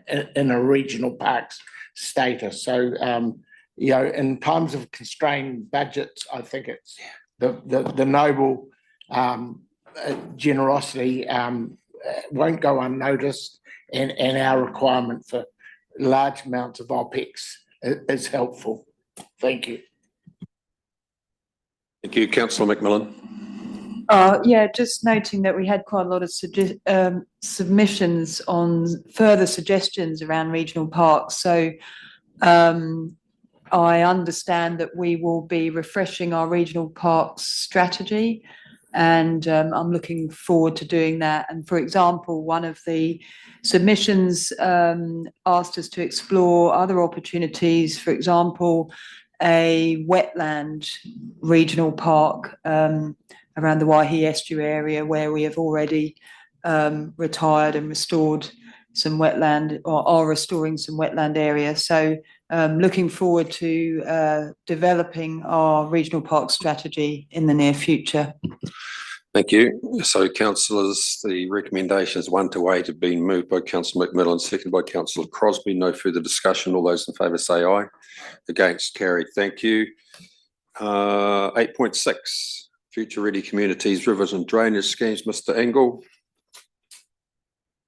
Thank you, councillors, again, and yes, for all the submissions we received on this particular outcome topic, really only one request for additional funding, and Mr Townsend is here online, and I think we have a map showing the catchment as well. So this is to do with flood protection for Opotiki. It's a submission that we received from the Opotiki District Council asking us to support this. It's also been discussed at the River Advisory Group. But I'll just hand over to Mark if you've got any comments, Mark, otherwise take the paper. So just before you do, Mr Engel, recommendation 2. So just so we're all clear, in terms of the LTP, we have costed those remedial works. Any contribution from before the deluge will take that position, whatever it is, to a net cost to the council. Is that right? My understanding is we haven't budgeted or anticipated any income from that Kanoa funding. That's what I said. Yeah. So it's all. But we've costed the capital cost of the project. Yes. Right. Yes. So any contribution from before the deluge will take us down to a net cost to us, which will be lower than what the forecast capital cost is in the LTP. Correct. Right. Thank you. Do you have any comments, Mark? Yeah, kia ora koutou, councillors. No further comment than other what's in the paper. I think one more comment. There is a request to put a rain radar on the Rauremas, which would help alleviate this situation, but we're in a very long queue. So South Auckland Spurs, then Palmerston North area, then Tasman, then another one in Otago, and then possibly us. And so we're talking years and years and years away at this stage. Thank you, Mark. Councillor Eadie. Kia ora, Mr Chair. I'm happy to move these recommendations. I'd just like to comment on recommendation number 3, the addition of the 3 rainfall gauges on the Waiaweka and the Otara. This was submitted on by our colleagues out of the Opotiki District Council, and they're an incredibly important and amazing, great addition to our flood monitoring mechanisms that we have in that catchment area. And I think they were going to help that community prepare and be safer in this climate change era that we live in. So I'd like to motion that, Mr Chair. Kia ora. And Mr Townsend, I just see you flicked up a map there of where those location of those rain gauges will be. Do you just want to put that up again?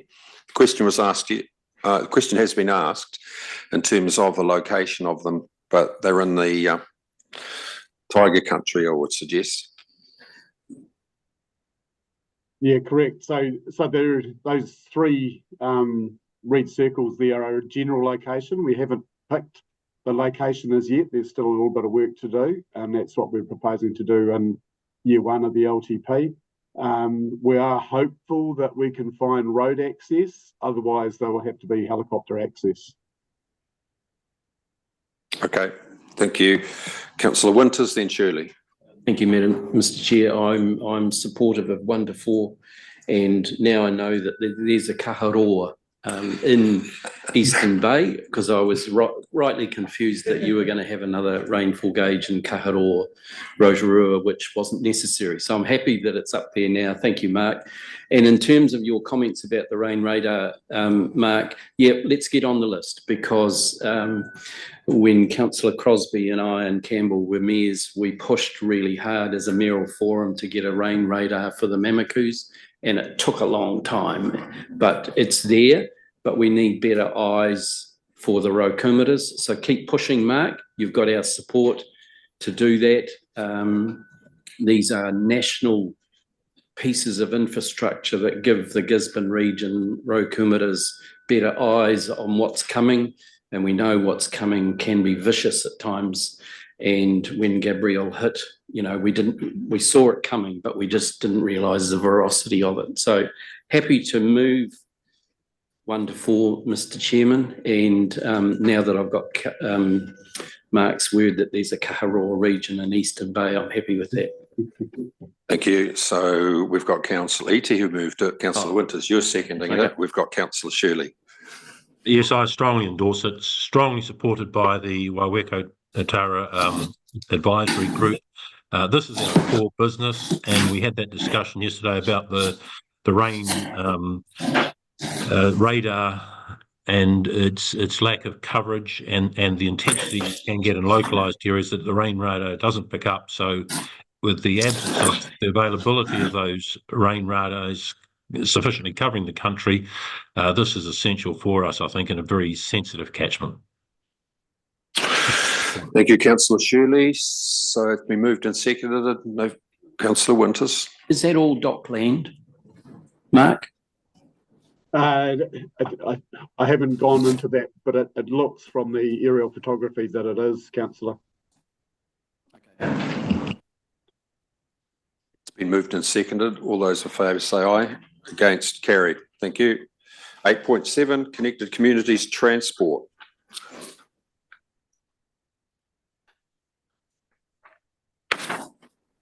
Welcome, Mike. Kia ora, Chair and councillors. So just a bit of an introduction to the 3 options papers that are in the council pack. A couple of contextual conversations beforehand. A little bit about the feedback that we received from the LTP. There was about 6 sort of themes that appeared in the feedback, but 2 in particular relevant to these papers around user pays versus subsidies and fiscal responsibility. So these papers are somewhat in response to that feedback, but I think it's clear to say that our community has given us some feedback around the desire for a more user pays environment from a subsidies perspective, but also there was also quite a bit of feedback there around the other feedback around emphasising the broader society of benefits and accessible public transport services. So there was almost a rearguard action in some of the one person's comment while voting for user pays would also say that there's benefits to accessible communities and whatnot. So it was an interesting exercise to go through. The papers themselves, the first one around the Community Connect funding. So as you well know, the Community Connect funding enabled us to move to some more free fares, which is an advance of the policy that this council had in place in June 2023. And staff recommend option 2, which is reverting back to council position in June 23. Staff recommend that in that it is a balance between the impact on customers and impact on ratepayers. It isn't the most beneficial to ratepayers and nor the most beneficial to customers, but in the middle ground. Now we recommend that because of 2 further reasons. It gives us time to do some consultation with our communities and customers through the fares policy review, which is programmed at the end of this calendar year. And I think that enables a richer conversation to understand what are the principles we need in order to set fares. Since COVID, this has been planned, and this is the timeline now for staff to be able to get that done. And I think it's important to really normalise our view of what our communities are telling us since those COVID times, because things have changed, and particularly with the current economic context. The other element around option 2, that it takes us a step down the pathway towards responding to the current GPS environment, which is there's definitely a further emphasis on increasing our fare box recovery. In fact, our Wakaputaki cousins are talk to us about these particular free fares, and their reading of a situation is that this fare box recovery will become a policy position at some point that this council will need to respond to.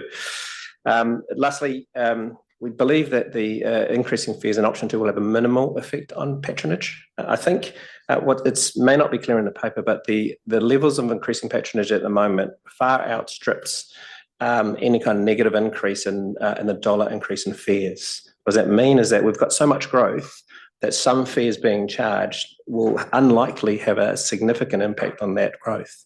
Your growth will slow down rather than go into negative. So that's our current position from what we've got. And if that's not clear in the paper, I apologise, but the effect of that increase in fare is not significant. But we do understand that it will have a medium level of financial impact. Would you like me to carry on through the papers, or happy to? No, I think we'll break there, Mike. It's pretty self-explanatory. As you said, some of these considerations have been for the Public Transport Committee. So Councillor Von Duddleston. Yeah, thank you, Mr. Chair. Look, I support the staff recommendations in this paper.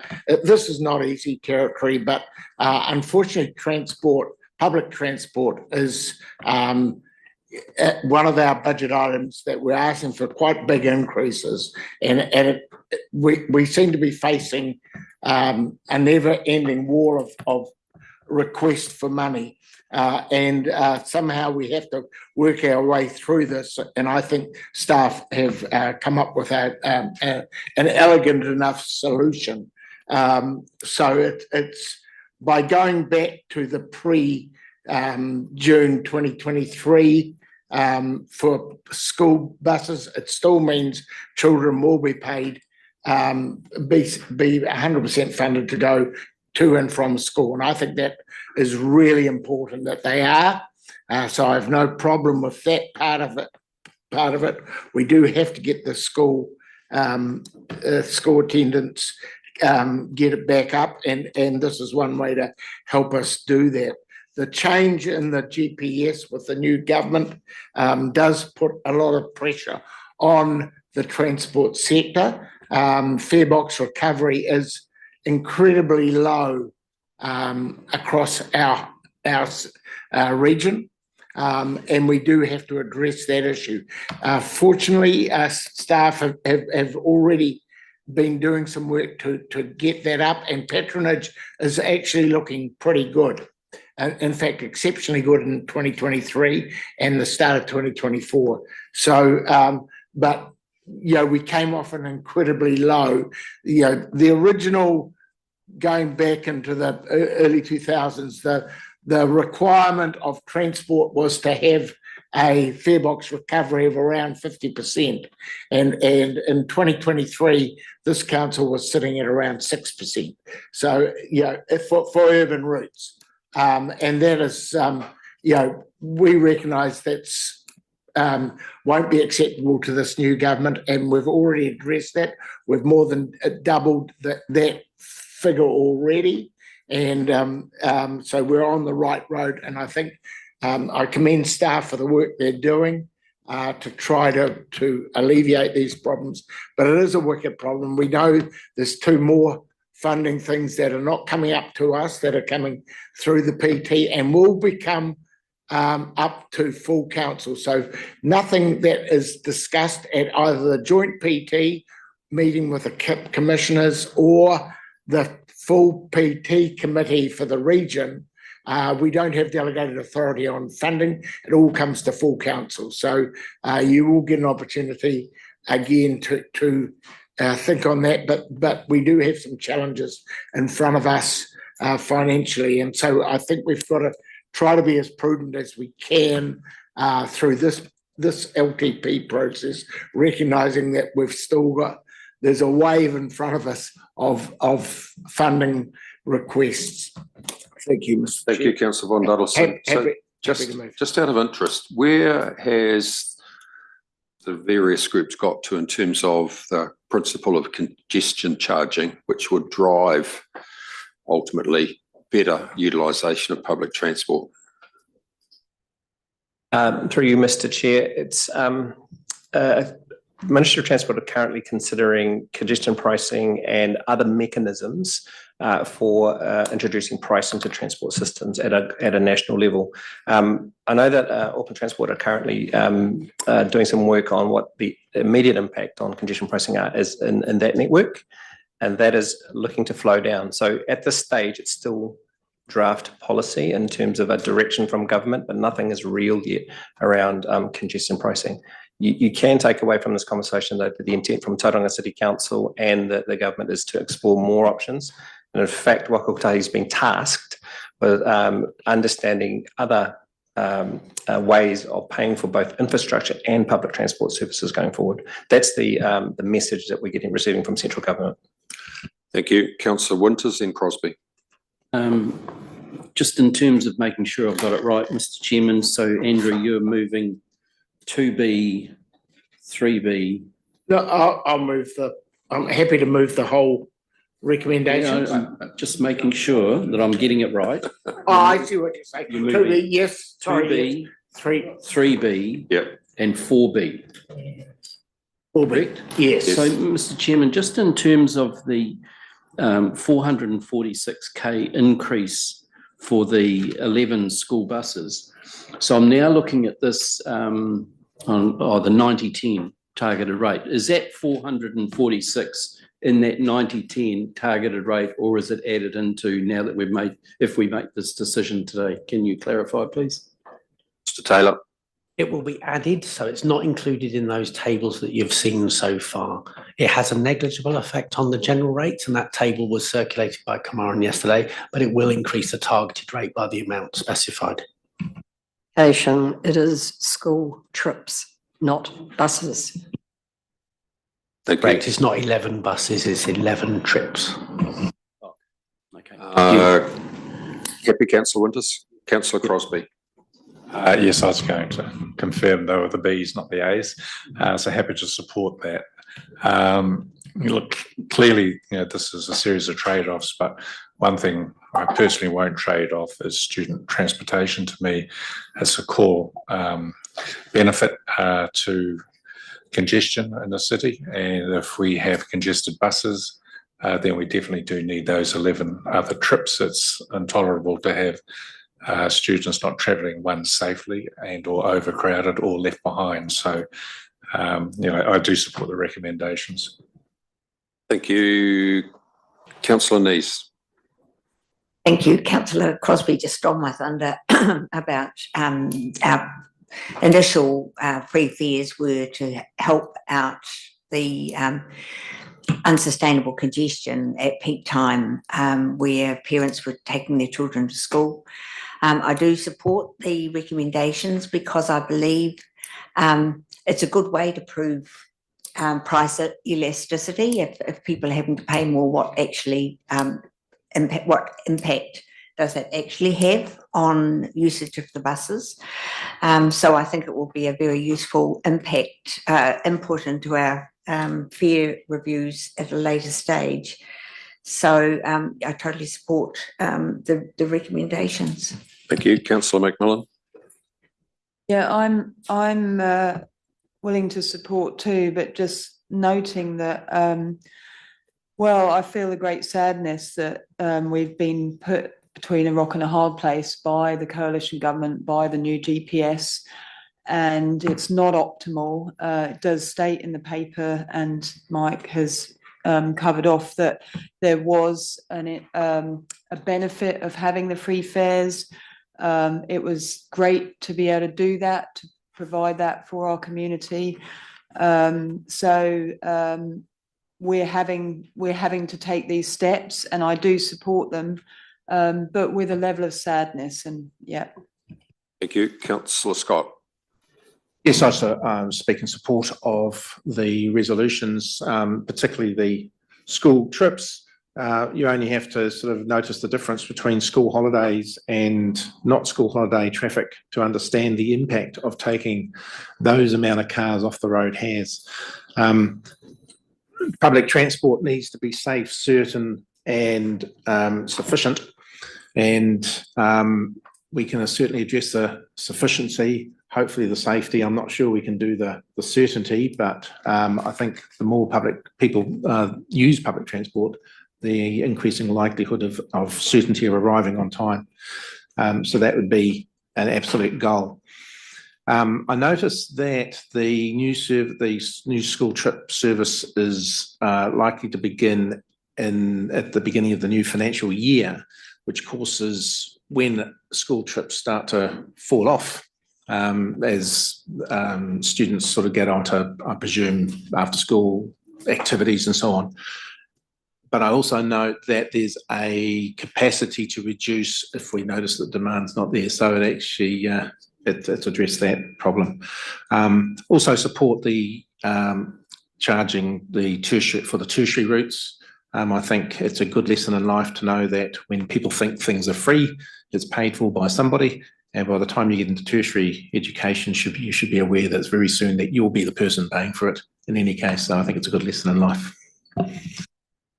Thank you. Councillor Shirley. Yes, thank you, Chairman. Yes, I fully support the recommendations, and particularly the school bus situation. But by reverting to the situation pre-June 23, I think we should remind ourselves that this council, by a narrow majority split vote, overrode the recommendations of the Public Transport Committee and the staff recommendation when we made that decision at that stage. So I think we just have to reflect on that a bit and recognise the hazards of feel-good decision-making. Thank you. Councillor Thompson. Oh, thank you, Mr. Chairman. I absolutely, totally reject those comments by Councillor Shirley, and in fact, I find them quite offensive. I put a lot of time and effort, as did some of my colleagues, into fighting hard on the basis of what we believed was an equitable service to be provided, and I stand by the position that we actually took in terms of that override situation. So I totally reject Councillor Shirley's comments in that regard.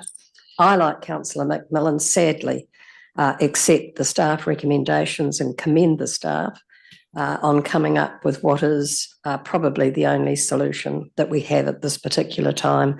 So I will support the motion. Thank you. Thank you, councillors. Right, it's agreement across the board here, apart from one councillor. Councillor Von Duddleston, you moved it. We have a seconder, councillors. Councillor Crosby, second. All those in favour say aye. Against, carried. Thank you. 8.8, Sustainable Development Waste Management. Thank you, Michael.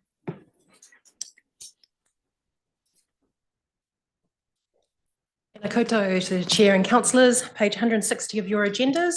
Here to talk about waste management. So we'll take the paper as read. Just a reminder that we are responding to a number of requests from local councils for Toimwana to take a more active role in leading and coordinating waste activities within our region. Staff have recommended that we contribute $50,000 per year to this, noting that that is subject to partner funding as well. That also would include the establishment of an FTE across 2 years, which would be fully cost recoverable through a local council's waste levies. Happy to take any questions. Thank you, Councillor Crosby, then McMillan. Yeah, thanks, Namut. I was going to ask a question around levies because, you know, it goes down to Wellington in a big fund. So will this be, can you explain our opportunity to access those levies to help fund this? What's the probability, possibility, and also with the TLAs, because we're not in the waste business per se. They get hopefully revenue back from that levy pool. So how does it all wash up? So we wouldn't be able to access those levies. It would have to be through the local councils. So that's the first point to note. And in terms of how successful we would need to work through that. So if a scenario was they were successful, and I hope they are, they get their money back basically for nothing, and we're going to have to hit the ratepayers for $50,000 a year, or will that come back to us as a possible revised decision if they were successful in terms of funding this project? So the $50,000 per year would be our contribution to that. On top of that, local councils would need to pay the other 150K to develop the strategy, particularly in year one. And we would seek the reimbursement of the FTE, which is 288K over 2 years through the waste levies. That's what we're proposing. I think my point is, Chair, if the TLAs are successful in getting more revenue, I think we could come back and have another look at it, but support this anyway to get it underway. You, Councillor Crosby, and from my experience, I mean, we've talked about this at UNISA. We've talked about this at mayoral forums. We've talked about it, forget the name of the program, Councillor Thompson, that we developed a few years ago. I just hope you get an outcome here, because people are very quick to say, yes, we want to be part of this. But when it comes to making the hard decision about putting all their eggs in one basket in terms of regional efficiency, they seem to run for the hills. Councillor McMillan. Yeah, happy. Did you move it? Yes, he did. Yeah, so happy to second that. And yeah, really exciting to see this. TA's requested council play a more active role in leading and coordinating activities across the region. I think that's exactly what we should be doing. And yeah, congratulations to staff for this paper in response to those very strong submissions we had. So I'm really excited about this. Thank you. Thank you. Right, councillors, no other commentary. It's been moved and seconded. For the resolutions, all those in favour say aye. Against, carried. Thank you. 8.9, Te Ara Potama.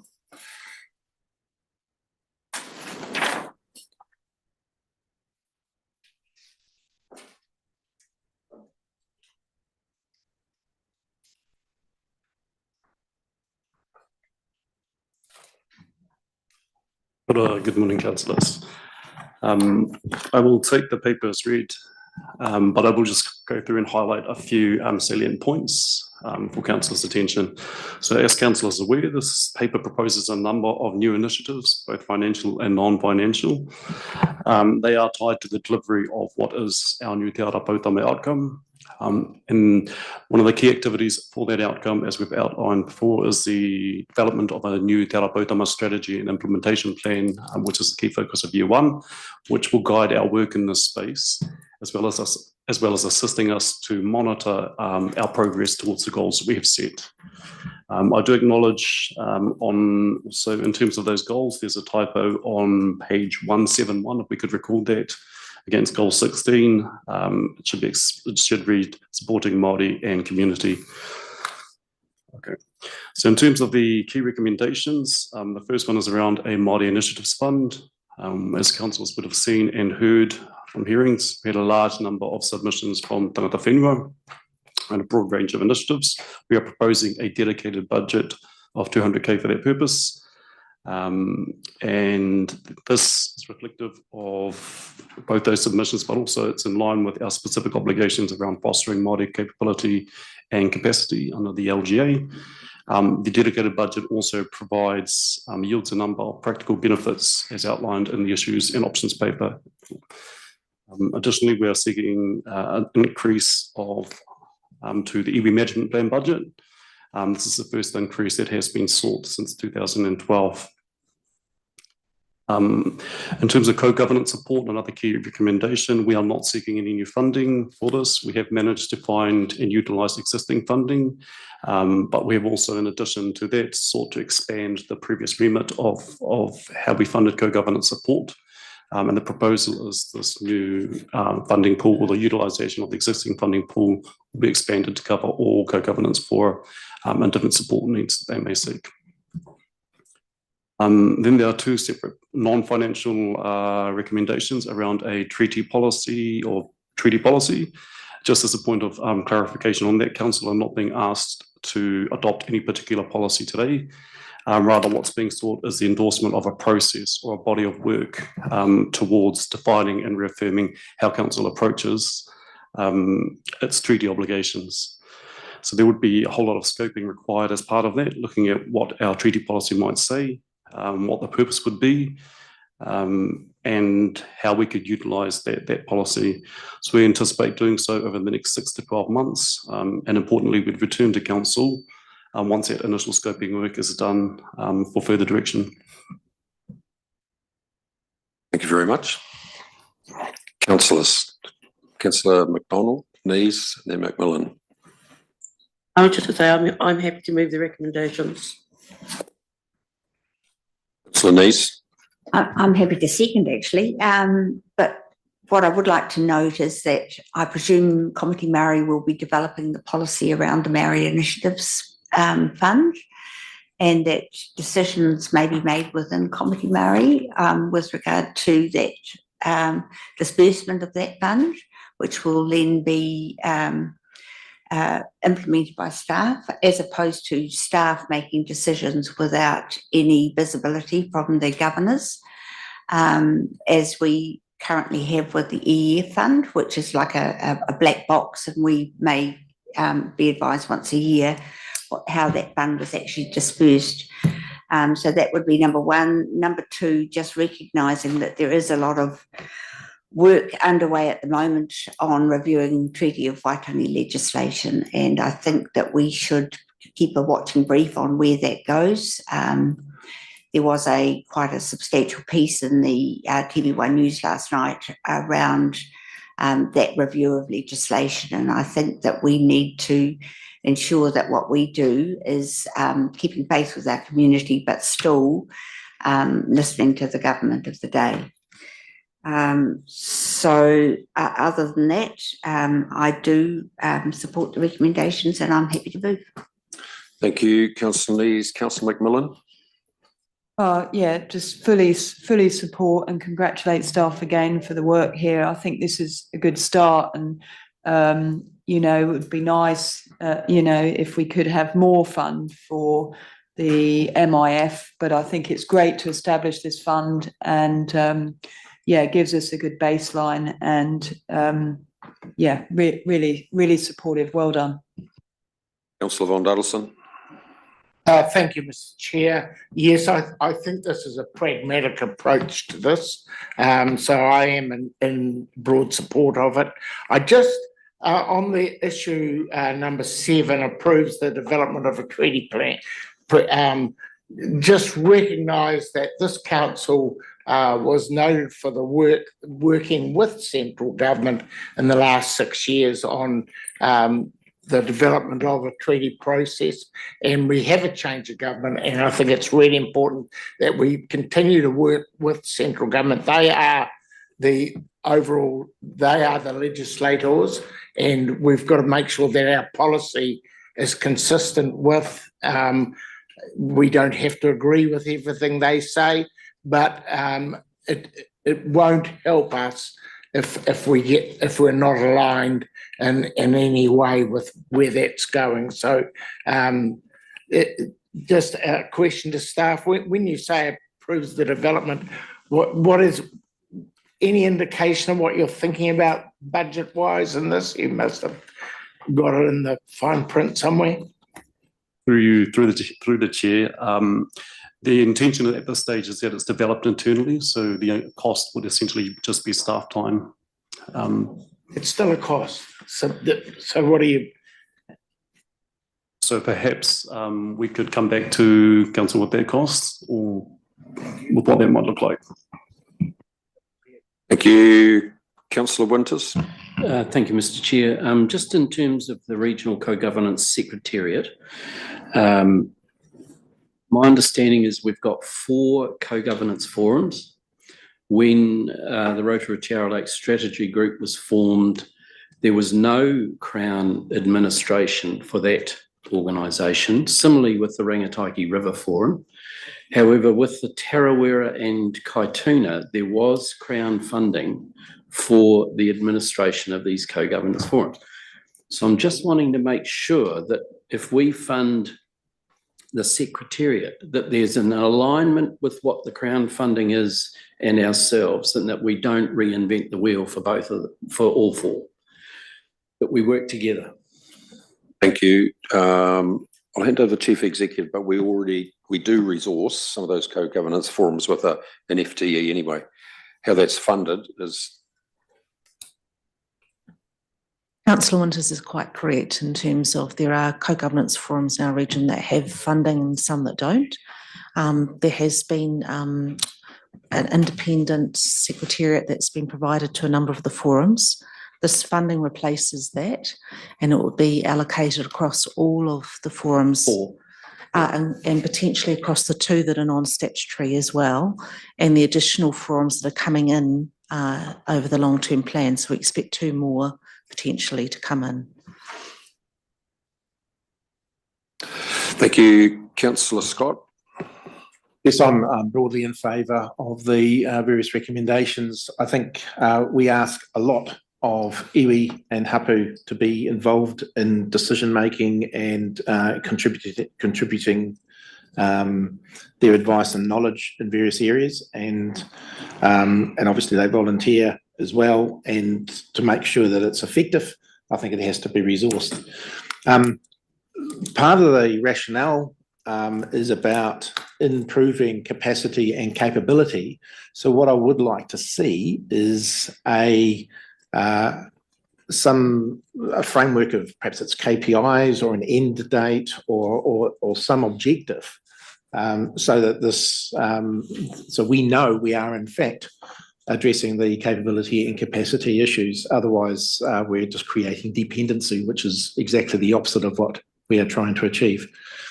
With regard to the Maori Initiatives Fund, which is the same amount, so it's 200,000, the same amount as the community initiative funds, does that imply that there would be a bias in the community initiative fund, not a bias against, a bias for organisations which are not Maori funds who would have access to the MIF? So in other words, would the criteria change in the balance in some way? Are we looking at that? Through you, the Chair, we are looking to develop, as has been outlined in the report, develop some criteria where we can look to address those things. In practical terms, we do have a number of funding streams across council that are targeted to the community, and we do collaborate with those different fund leads to make sure that there's that sort of fairness in that approach and how we're approaching that for different groups. So just to clarify, so that would be a criterion of equity would be part of your thinking? I expect that would be one of the suite of criteria that we would come back with for endorsement. So Shirley? I share the concern of others with regard to the work proposed for treaty policy and to determine council or define our council's treaty obligations. We're in a very fluid situation with a government that's given a clear direction of some resetting. And my fear is that if we undertake this work in the short term, we'll be doing it in a vacuum. And I don't think that would be wise. So I think we've got to perhaps pause and just see where some of that resetting is going to land before we commit a lot of resource and go down a certain pathway. Thank you, Mr. Shirley. Mr. White. Kia ora, Mr. Chair.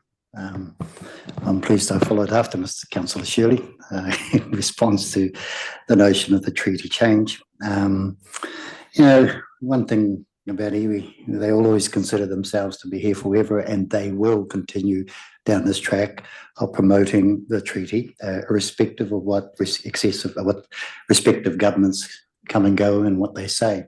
So you can bet your bottom dollar that this one will always remain on their agenda and be pushed hard. So in the context of the recommendations, I support all the recommendations here and congratulate the staff in putting this forward, and thankful to our colleagues around the table who, in broad terms, have supported these recommendations 1 to 9.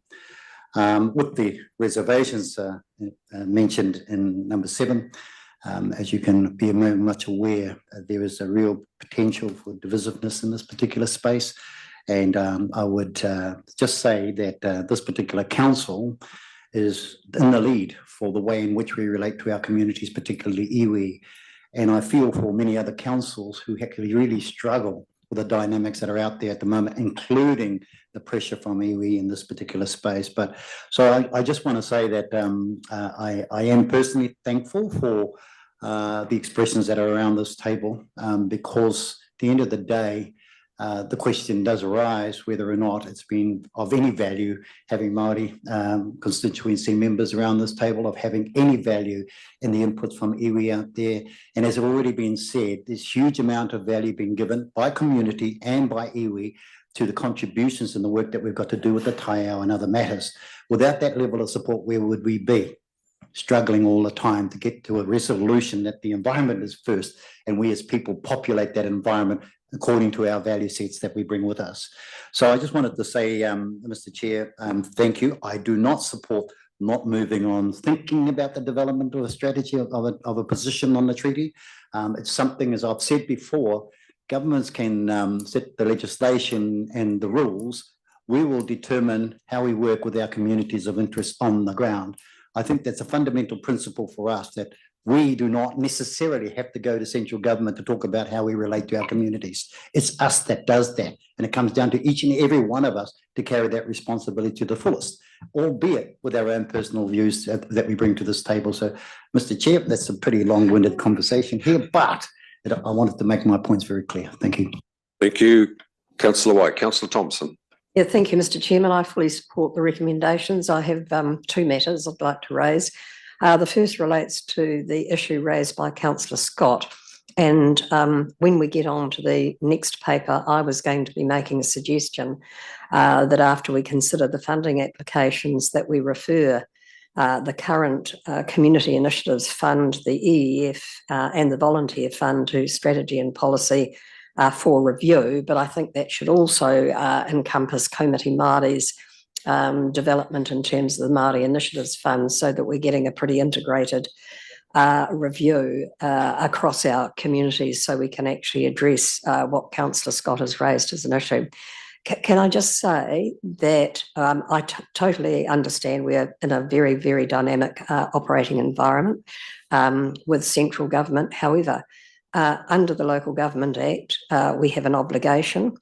Section 4 of the Local Government Act requires us to have regards to parts 2 and 6 in relation specifically to the Treaty of Waitangi and those obligations, and we carry them out, I think, in good faith, and must continue to do so until such time as our legislative mandate has changed to the Resource Management Act. So until such time as we no longer have those mandates or continue to have them, we should have regard, and we should continue to implement what our statutory obligations are. Thank you, Mr. Chairman.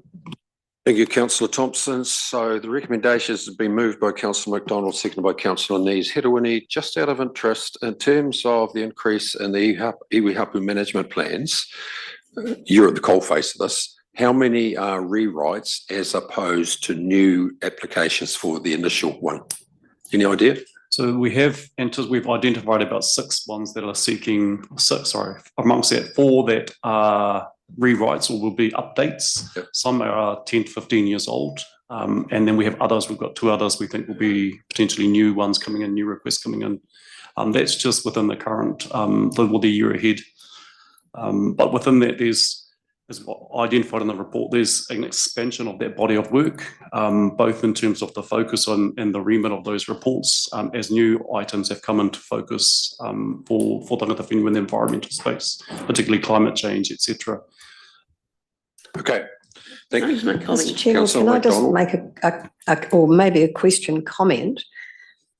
Given the number of hapu that we actually have within the Bay of Plenty, that doesn't seem to be a really large number, which is helping guide our decision making. I just make that comment, and I just wonder, is there any particular reason why there aren't more coming forward? I was going to answer that. Councillor McDonald. Thank you for that, Councillor Thompson. I can respond to that, and I do want to respond to that in regards to the public management plan and the increase of that budget. The reality is it probably isn't enough, but it's quite a challenge to get that over the line in this forum anyway. So, you know, it was in discussion with staff, and I guess I just want to touch on what Councillor Nees was saying too, around staff not forging ahead with initiatives without governance. I just want to really praise the staff of Taumarangi who played a huge role in assisting the Māori councillors in the whole consultation space. I also want to praise them with the research they are able to do to help the Māori councillors around this table, who of course do not have the time to put into a lot of the research that has to go into the decision making that we are required to give. So that's the first thing. The other thing I want to talk about is around the hapu management plans. And the question to you, Paula, no, in actual fact, if we could get almost every iwi and hapu to provide a hapu iwi management plan, that would cover a lot of work in this organisation that is needing and being asked for of hapu iwi.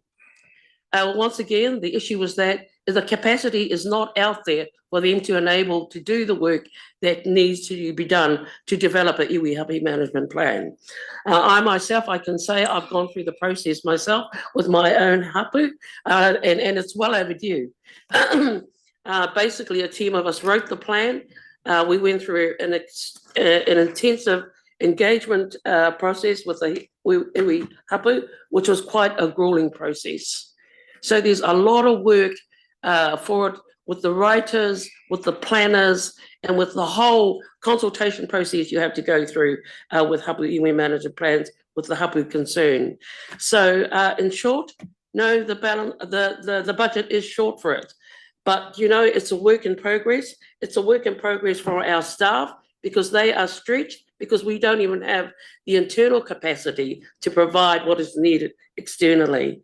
But, you know, I want to say again, it's work in progress. And I guess we're doing as well as we can in the space with the capacity that we have to.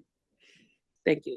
Thank you, Councillor McDonald. At the risk of prolonging the debate, and I've got Councillor Iti and White wanting to speak, but Hedewini and Fiona, what is the relationship, or what is going to be the relationship in terms of consulting the plans, the visions with the PSGEs? Because we're getting more and more of them. And I appreciate, you know, we've had debates before about the sanctity of iwi and hapu, but at some stage, or currently, the expectation on this organisation to engage with the PSGEs is high. Through the chair, our current funding approach, where council is allocating funding to support the development of these plans, is that we do require the endorsement of the PSGE. So if we're doing a hapu plan, typically that will require them to seek the endorsement of, provide that endorsement. Okay, thank you. Councillor Iti, then White. Kia ora, Mr. Chair. Ki te tautoko o te mihi a mate moana kia koutou nā kaimahi o te Amorangi, nā tangata ringa raupo koutou, nā tangata pukumahi, nō reira ko tēnei te mihi kauana kia koutou. Just thanking the Amorangi team for their work on this, and speaking to your question, Mr. Chair, about the PSGEs, it's the same people with different hats on. And I know they're playing particularly different roles like we do here, and hopefully we can find a way forward, which speaks also to our development of a treaty position and policy. We need that to guide our relationships with iwi and hapu. Without that, then where's the relationship? What's it based upon?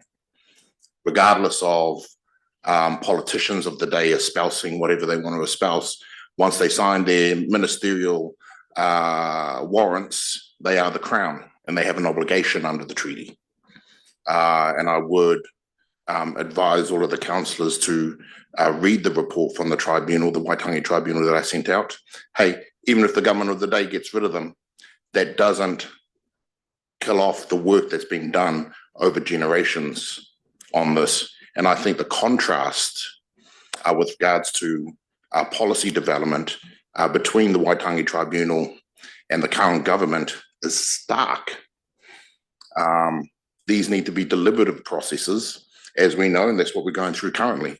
It's a deliberative process on incredibly complex and, how do you put it, wicked problems, not soundbite politics to appeal to small portions of our constituency. So I would just speak to that with regards to our development of the Treaty of Waitangi position. I would hope that that comes through Committee Māori, and staff have certainly helped the Māori constituency councillors keep a line of sight. Speaking to your point, Councillor Ron, absolutely, we're in support of developing a framework with metrics to see and keep visibility on as to whether or not we're shifting the dial on these things and not just throwing money at these issues. We need to know that we are, in terms of the incremental policy development that I hope that we all partake in, that we are shifting the dial. And then to your point, Paula, regarding, is it enough money? This is incremental. So I think in these recommendations, we're doubling it from 70 to 140,000. That's quite a move, but it's incremental and it isn't enough ultimately. But I think we're getting there. So I support this recommendation. Thank you, Mr. Chair. Thank you. Councillor White. Very quick. I mean, just in response to Councillor Thompson's comments around that and your comments about PSGEs. Without doubt, there's a collective move amongst Māori to come together to create that alliance, to create the strength, but it does not, it's fed by the iwi and hapu. So there's a relationship there. So the number, say, for example, my own Pikiao people, 16 different hapu, right? But Arapita Tahana is working on the whole issue of bringing them together to create that collaborative effort, but they must be responsive to the hapu. So there's that overarching model, but underneath it, it's driven by the hapu and the people. Same with Tapuika and the Rangiuri development. Same thing, they're a PSGE, but they comprise of a number of hapu that are there who actually feed them and direct them and make sure that they're on line with their expectations, because there's a common interest amongst hapu, common interest, and then they work towards that common interest even though they actually go their separate ways. There's common interest and that PSG drives it. So I just wanted to make that point around coming together, how it works in the Māori constituency. Thank you. With that, councillors, it's been moved by Councillor McDonald, seconded by Councillor Nees. Put the resolutions. All those in favour say aye. Aye. Against, carried. Thank you. We'll try one more. 810, Connected Communities, community funding. So councillors, we're on page 185, and this paper is not a short one. It has 41 requests from external organisations for operational funding and 7 for capital across 3 different categories. As you're all aware, the community initiatives fund applications, the regional safety and rescue services funding, and volunteer initiatives as well.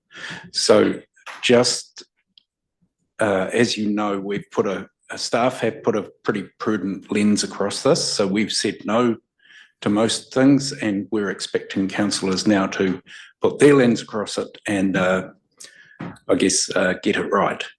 Thank you. Right. Thank you, Mr. Ingle. And I'll remind you of the comments that the Chief Executive made this morning in terms of this is a staff recommendation. Councillors have the right to change this if they so wish. But we need to understand, and what we're going to be doing is running a rolling account. If you want to make some of these changes, what those accounts will add up to, and that will lead up into the conclusion where you get to with a recommended general rates increase. So Fiona, do you want to do them box by box? It's probably easier. Councillor Thompson. Well, thank you. Firstly, can I just acknowledge the work that's gone into this area by staff?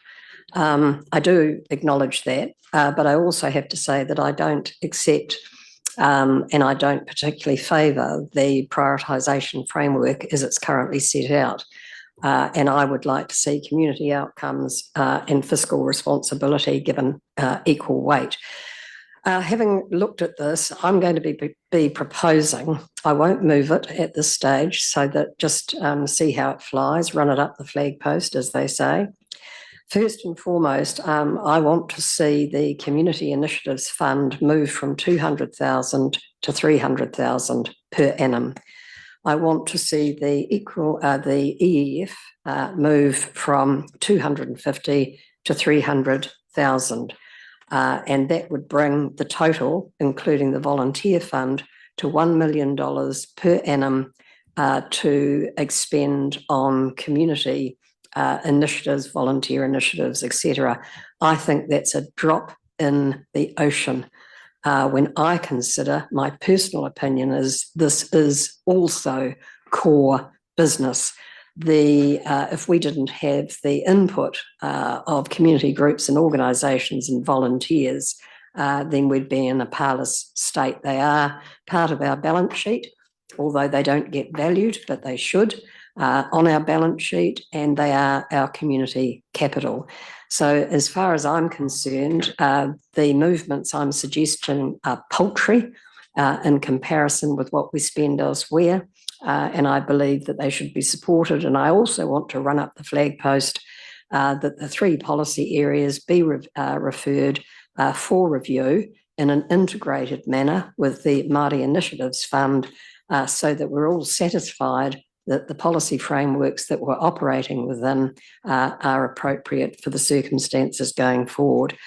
I would also like to say on specific issues that I believe Sustainable Bay of Plenty should be funded, irrespective of the executive director's continuation in the role or otherwise.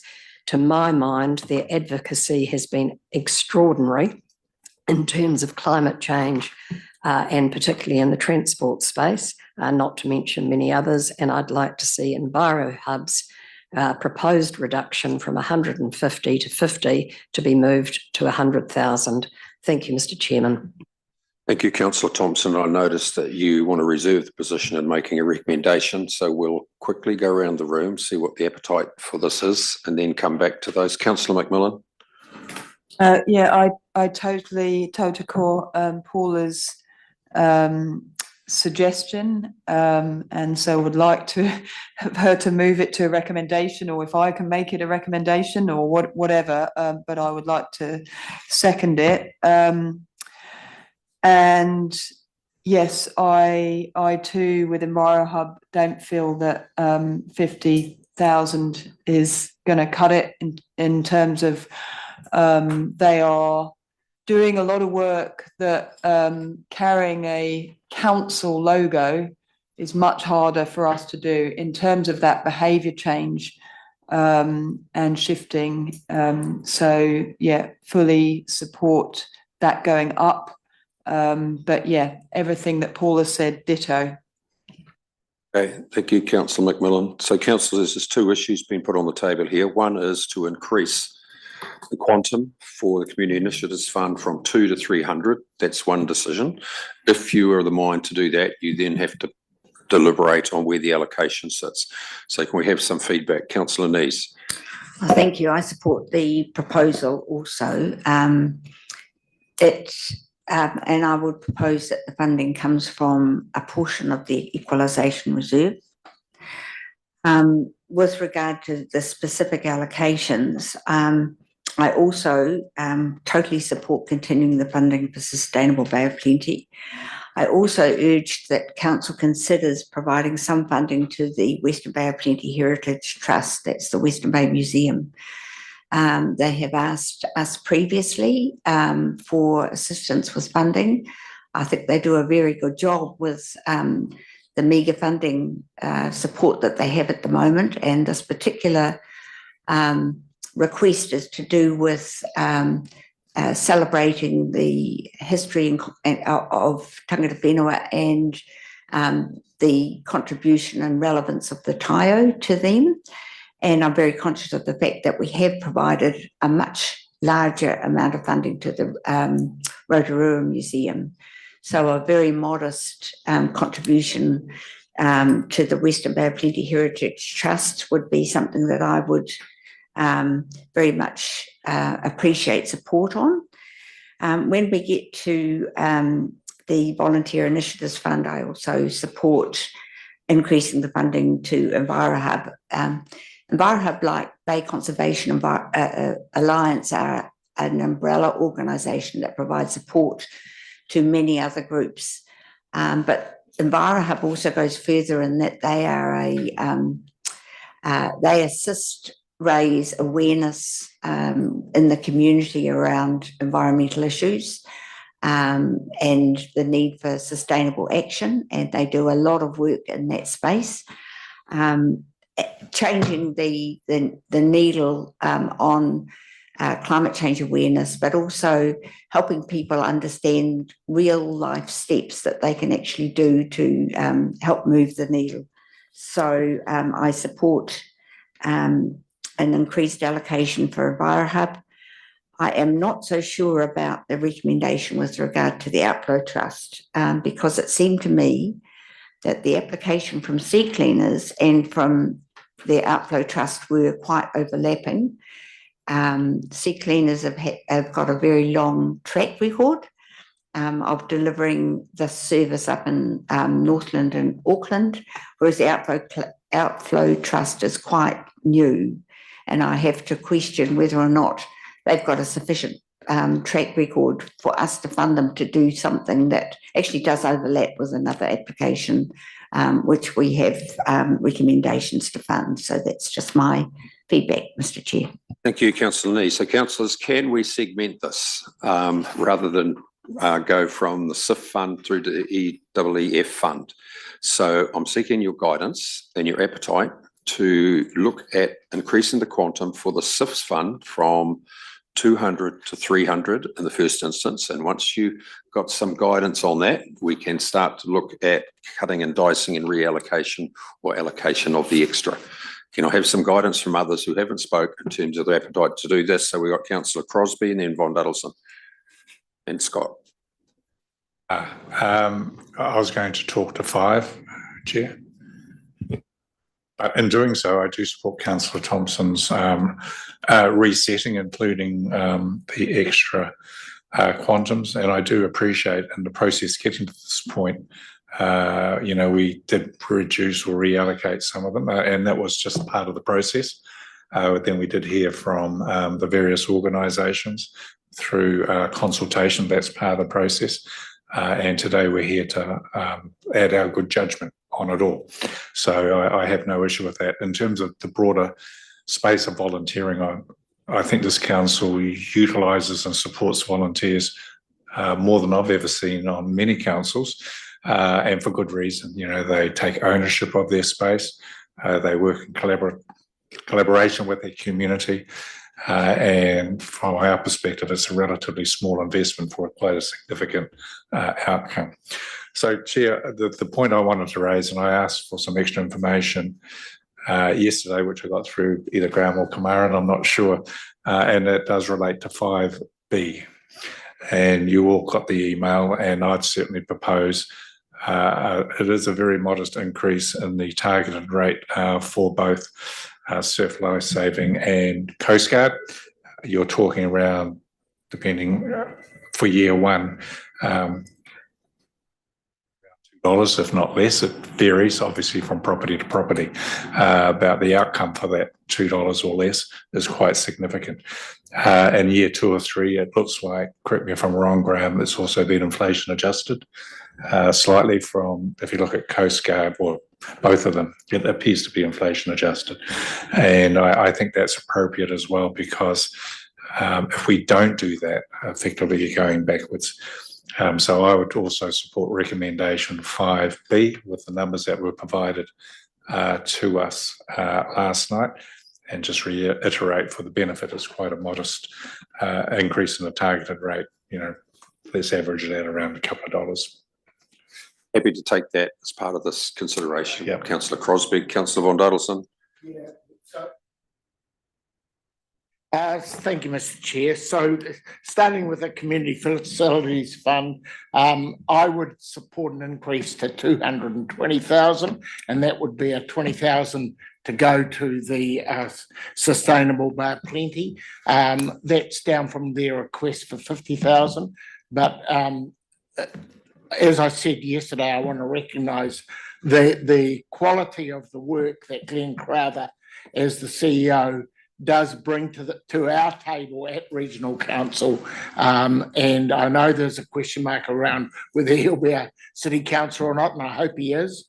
But I think there should be funding there should be funding for that organisation. I recognise that they're not a membership organisation, but the work that they have been doing is substantive, and I'm only suggesting that I'm trying to keep us within our budget. So I would recommend that we only go to 220,000 on the volunteer initiative, whatever it is. We'll come to that, Okay. Councillor Von Wilson, if we can. Yep. Deal So with them that's segmentally. okay. That's mine on that one. Anything else, councillors? Otherwise, I'll go back. Councillor Scott, sorry. It's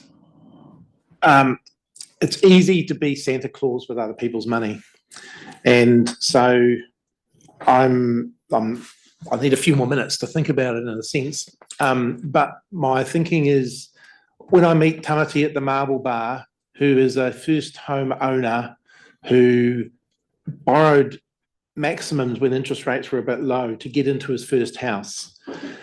Interest rates are higher. He's a construction worker. His employment is not certain, and his employer is struggling as a business. These are the economic times we're in. So my question that I ask myself is this what Tamati would want to be spending money on? And that's why I'm going to be interested in listening to the discussion is, yeah, I do want my kids to be safe in the water. So it might be that that water safety is important. But do I need people telling me how to behave? That's probably less important than making sure that I've actually got enough money to pay my mortgage. So the important here is, do the organisations that we are funding create more value to the tamatis of the world than not? And it's really down to the quality of life. This is really important for the less well-off in our community. Thank you, Councillor Scott. So, Councillor Thompson, contributions have been made. I think there's a consensus that there is an appetite to receive a recommendation or resolution in terms of increasing the quantum. If that is the case, I note your caveat, which was that any increase be funded from the equalisation reserve. Councillors, let's be clear. The equalisation reserve is a fund as a result of savings made. It is not a get out of jail card in terms of future out years that these functions will be funded. You may have to go back and revisit how you actually fund them. Councillor Thompson. Yeah, thank you. Just in speaking again, I hear what the negatives are saying, but I actually believe that the review of the 4 policies in an integrated way will lead us to a solution that is cost effective. And that's where I come back to say that I'm keen in our prioritisation framework to equally weight community outcomes with our fiscal responsibility. And I believe a review of that policy or those policies will help us actually achieve that. So, Councillor Thompson, you've got a view? Are you prepared to put a recommendation forward? Yes, I'm prepared to move that the Community Initiatives Fund be $300,000 per annum for this first year of the long-term plan to be funded through the Equalisation Reserve Fund. Second. Who's that? Councillor Thurston. It's been moved and seconded by Councillor Thurston. Any discussion, councillors? If not, I'll put the resolution. All those in favour say aye. Against? Carry. Thank you. Next tranche. How would you like to allocate the extra appropriation? You have views. You've got the recommendation there, councillors, in terms of 10713,516 and the applications that are attached. I'd like to propose that Sustainable Bay of Plenty receive $50,000 per annum from this fund, and the Western Bay Heritage Trust $32,500. How much? How much? $32,500. as they've requested. Second. Who was that? Was that councillor Shirley? Oh, councillor Crosby.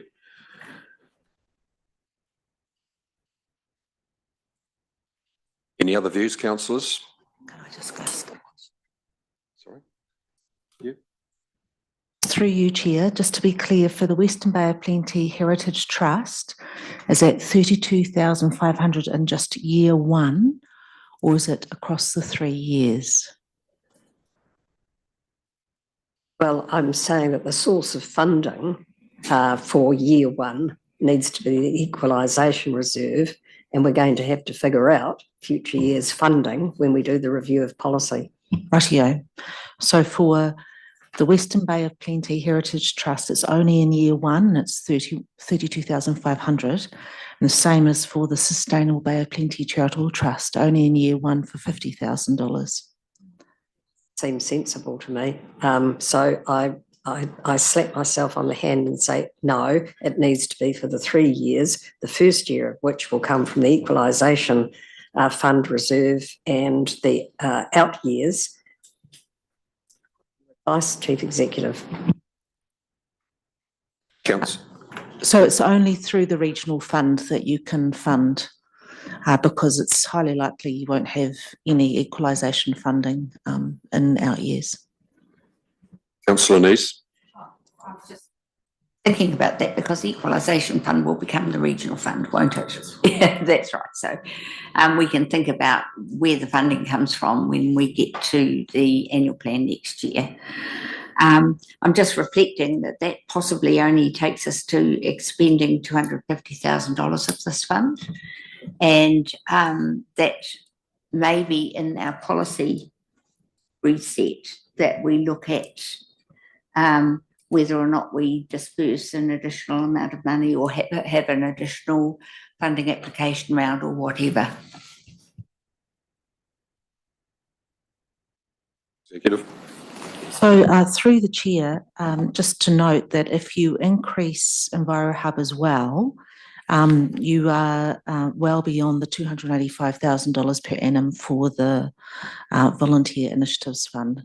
So it may be having that collective view across all these funds is the thing that you want to do this year, given the financial position of the Regional Council. So just to clarify, Fiona, my understanding was, the recommendation was that for the CIF fund, Community Initiative Fund, they increased that by 200,000.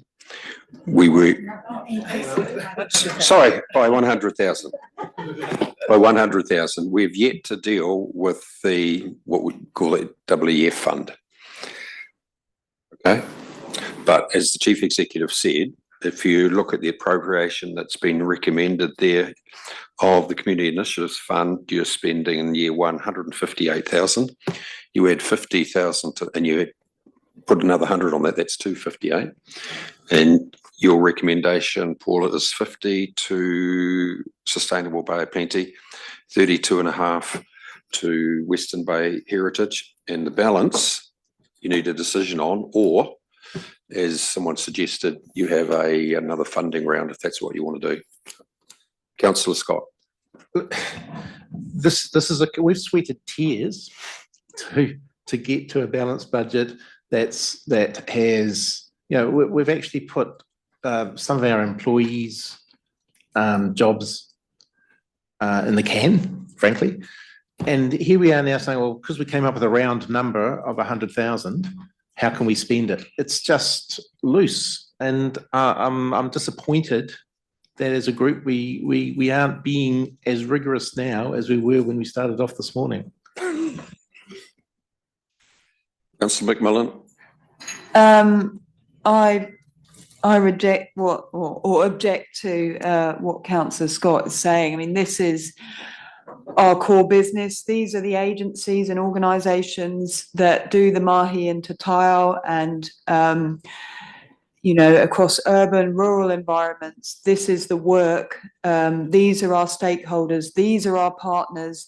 These are the people on the ground. These are the people that train and enable and support volunteers. And this is fundamental to the work that we do as the Regional Council, the Bay of Plenty Regional Council, Toi Moana, which is an environment council.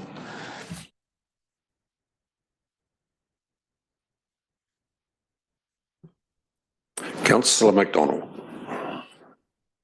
I think what we're actually experiencing here, because I agree with what Paula has said, and now I'm kind of understanding what she was talking about, prioritization.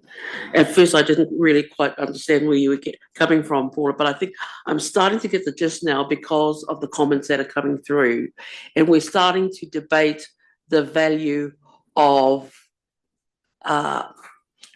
the places where we put money and the validity of those groups that are contributing to what I would say is our core purpose. And so I think what we're seeing is that these specific areas should have been at the very forefront of our deliberations, because we talk about we should be taking into account what we had talked about initially. By the time we get to these to this type of kaupapa, we're starting to dilute what we think should be contributed to these, and I don't agree, because I truly believe that the work that have been done in this space is the core purpose of what we do, and it's work done by our communities that we cannot do alone, and therefore we have to inject the support funding that's required for these people to continue the work in our communities. And the same applies to tangata whenua. So maybe they should have been the two topics that opened up this whole deliberation process, and then continued on. But I just want to support those that are supporting this kaupapa, because I think it's something that we need to do. And if it is about how we're going to rejig our finances so that we provide what's been expected of what is needed, then I think that is what we have to do. If we have to go back to the drawing board around where money is to be expended, and because every LTP session we find ourselves in the same dilemma, and it always appears to be where we cut money to those who are actually doing this type of work on the ground in our communities, which for me should be, at the forefront of what we are trying to achieve here as the Bay of Plenty Regional Council. So, I'm supporting what's being asked in the extra funding, and I guess just employing now to Fiona and her staff find where we can have that money. So on that point, councillors, I think we will adjourn. You have resolved to increase this particular fund by $100,000. Hopefully over lunch you will have some deliberations as to whether you want to pool the surplus that's identified, or whether you've got a view on where you want to appropriate it. And when we come back, we'll deal with the Volunteer Initiatives Fund, which will go through a similar process. So I want you to consider that as well. We're adjourned for lunch.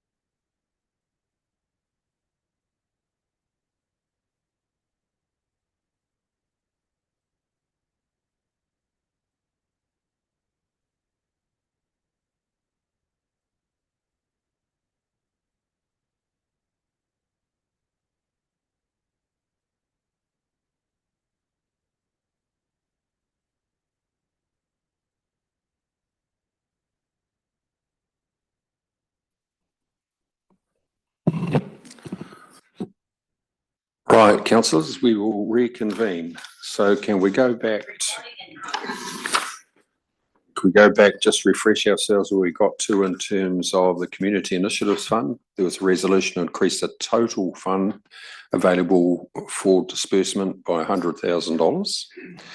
Of that, view was Sustainable Bay of Plenty, Regard 50, Western Bay Heritage Trust 32.5. So that leaves you a surplus.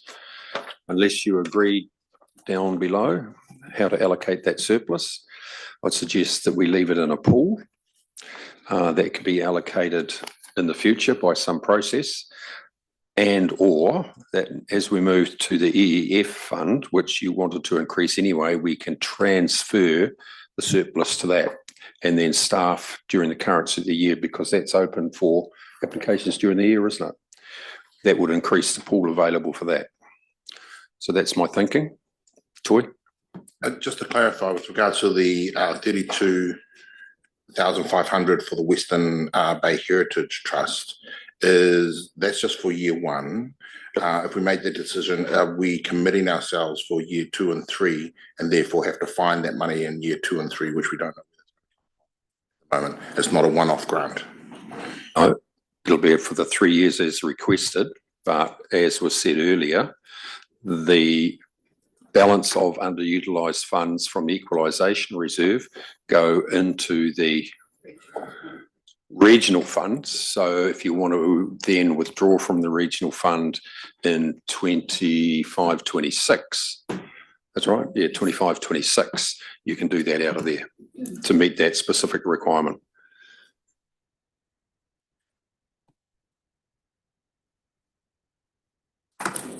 Okay, so I need some direction on how you want to proceed. Chairman, what I think a couple of us were suggesting were increases to the CIF and EEF, so both funds had 300,000 each in them. And then you have the Volunteer Initiative Fund. And what we were suggesting is that there be some decisions made today on allocations of those reserves, which will leave a surplus. ASAP, we review the various policies, and because they need to be reviewed, and we decide through that process how surplus may or may not be allocated or carried forward. So that's the kind of process. So we, in effect, have a pool, but divided between these 3 current pots. We allocate some today. We review the policies. There will be a pool of a surplus. Yep. And that may or may not, depending on the review of the policies, lead us to further allocations in this financial year or be carried forward. That's the So 2 things. You suggested that we increase the volunteer or the EEF fund up to 300. Correct. So the current provision is 285. So No, that's the volunteer fund. EEF is 250. It's not in there. Fair enough. So, councillors, while you were away at lunch, if we could put up the 3 tables on what we've heard. So we've attempted to revise the recommendations on your discussion before lunch. So in terms of the Community Initiative Fund, this is what we heard that you were seeking to do, which is essentially the Sustainable Bay of Plenty Charitable Trust, 50,000 for each of the 3 years, and the Western Bay of Plenty Heritage Trust, 32,500 for each of the 3 years, which gives a surplus of between 59,500 in year 1 and 69,500 in year 2 and 3. If we go to the next table, which is your Volunteer Initiatives Fund, you have the discussion was in regards to increasing EnviroHub to $100,000 in each of those 3 years from 50,000, which means that you have a deficit position in that fund of 40,000 in year 1 and 75,000 in years 2 and 3, based on the current budget. And then if we go to the final table that we've produced, just to be very clear, this was in regards to recommendation 5, This was the recommendation to increase surf life saving and Coast Guard and have that CPI adjusted for years 2 and 3, which has an additional rating impact because it is a separate targeted rate of $1.71 for the first year and $1.83 for the second and $1.93 for the third. So if we go back up to the first two tables, if you put those together, you're effectively about $20,000 short, $20,000 in surplus. Yeah, I know. You haven't got the EEF fund. We can do that. We've got that in the recommendations as well, which is an additional $50,000 into that. Yeah. Yeah. Do you want to run through all of the recommendations that we have adjusted over lunch to try and capture your decision making? Because it's quite confusing with all the noting and stuff in here. So the first one is to increase the SIF funding to $300,000 per annum, with the increase being funded from the regional fund in year 1. And then notes that council can decide to change this allocation. And then direct staff to incorporate the following table, which was table 1 that I showed you before, which we will put into the recommendations, which is essentially the SIF fund with additional funding for Sustainable Bay of Plenty and the Western Bay Museum, and then direct staff to increase the Regional Safety and Rescue Fund, which was that second table I showed you in terms of particularly surf life saving and Coast Guard. And then the next table goes into, we just have to change that to a directs from a notes, and that is increasing the Enviro Hub to $100,000. That's where the table 3 goes in. And then you can see further down the recommendations, it's increasing the annual budget of the Environmental Enhancement Fund by $300,000. And then finally, the final new recommendation is direct staff to bring reviews of the Community Initiative Fund, Volunteer Initiative Fund, Environmental Enhancement Fund and the Māori Initiatives Fund, so they can be integrated to the Strategy and Policy Committee.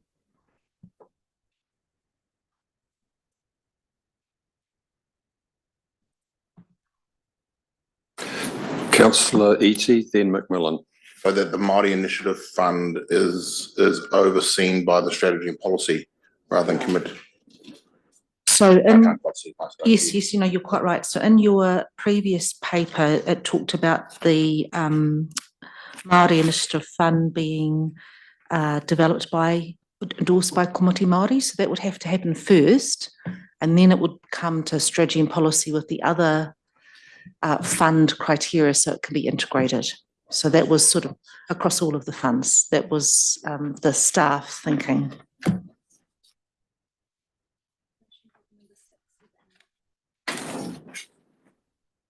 So maybe just take out all of that in red and just have the table.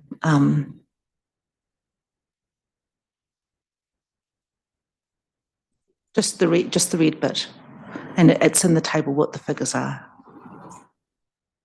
Just nope, put it back. Just the $, hash, hash, hash, that little bit. Thank you. And then the table. If you want to wait a couple of minutes, we can put the table into the recommendations as well. So you see the tables in there. So Fiona, in terms of those Community Initiative Fund, it doesn't have to go back for applications. It can be just done through decisions of council.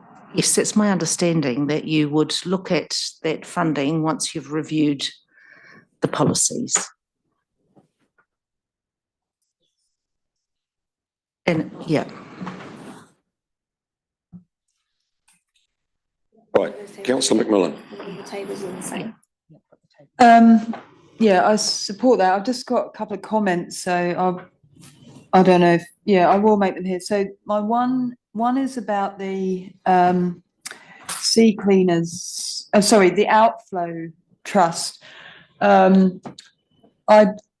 I think it's an excellent initiative. I'm just not, I'm not sure of their history, whether they have a board of trustees, whether they have a constitution. I'm just not sure of their sort of yeah, I suppose I'd just like to be reassured that $30,000 is quite a lot of money to. Chair, we have been aware of outflow for some time, and they are a Okay. relatively new organisation, but they are actually operating on the ground, and it's a new trust that has been set up. When we go through, if council decides to allocate funding, part of our due diligence will be to look through, make sure that we set what they're going to do. We go through those bits to make sure that they're a proper organisation. And also, to a point that was raised earlier, we have had conversations with both them and sea cleaners to make sure. Yeah, and there was one other thing came up in their hearing, which was that they've been charged by TCC to take their waste to landfill that they collected. So I'd like to be reassured that we're not funding the plastic rubbish to go to landfill, that TCC is actually doing that in kind. We will follow up with them. TCC did previously cover the costs of their fees, and then they stopped doing that. It is something that's been discussed with TCC and other regional funders as well. We can't promise on behalf of TCC, but we'll certainly raise that. Yeah, because I'd be happy to put some pressure if that's not happening on an operational level, because I think that's absurd. Okay, so that's great. And I just had one other point, which was about the Kaimai Mamaku Trust. And I understand the staff rationale here that this is on Dock Estate, and therefore that we will not be giving the 300,000, that we are giving 150,000, for reason being that not wanting to fund work on Dock Estate, which should come under the responsibility of central government. My challenge with it is that I know, and probably most of us around the table know full well, that central government isn't going to be supporting Dock to invest in Kaimai Mamakus enough to tackle the issue, and the risk of biodiversity going backwards for us pulling down our funding is of major concern to me, and I just want to flag that up. Thank you. Right, Fiona, can we just go back through those so council's got a good understanding of the resolutions that we're hopefully going to get to? So let's do that one. So you have agreed to increase the Community Initiative Fund to $300,000 per annum, with the increase coming from the regional fund in year one. And then if we go down to 4, this is what will be funded based on your deliberations today, which is in red are the additional ones. It does mean there is a fund that you will have to consider when you're considering the review of the policies intra-year. And then for the Regional Safety and Rescue Fund, it's increasing. Oh, that's the wrong table, sorry.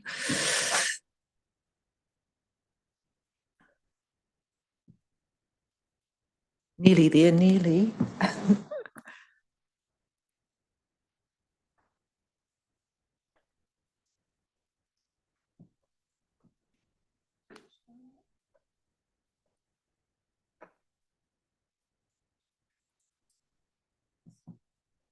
Just while the table's coming in, can I just confirm, because there was one of these tables that was going to impact targeted rates? Is that the regional? This one here. This one here. Yeah, right.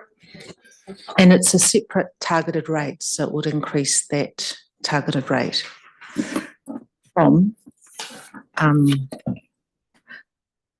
about $4 to $6 a year. And that's across the region, applied to all districts? Yes, yeah. It's the little number on top of your bar graph. Yeah.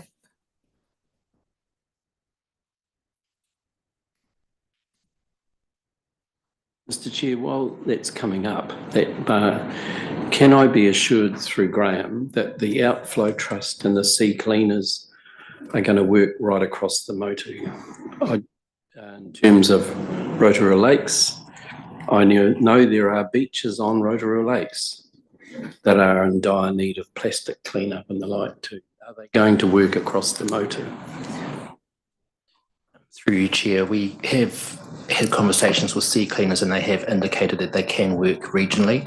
Outflow is more Tauranga centric, so we would be looking at those organisations working together to supply that service across the region. And the intent would be to work through that with the deliverables and the funding agreement. We do need to work through that with them. So the answer is yes, it could be done. It becomes a deliverable in the contract that they sign up to. But it might be weighted to the Western Bay. In reality, being upfront and honest. Yeah, quite possibly in terms of a lot of the work along coastal and estuaries. Yes, but the discussions earlier on with sea cleaners were that they were able to deliver across the region, including Rotorua. Just a matter of correction, Councillor Winters, the motu is the rest of the country. Tarohe is the region. So just, you mentioned across the motu. Just a light comment. The motu of the Bay of Plenty region.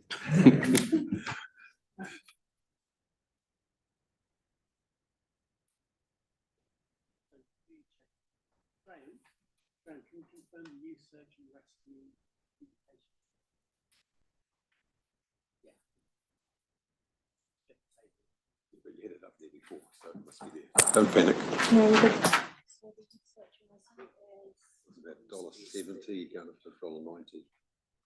While we're waiting, can I just ask a question? Why was the youth search and rescue transferred out of the regional safety rate?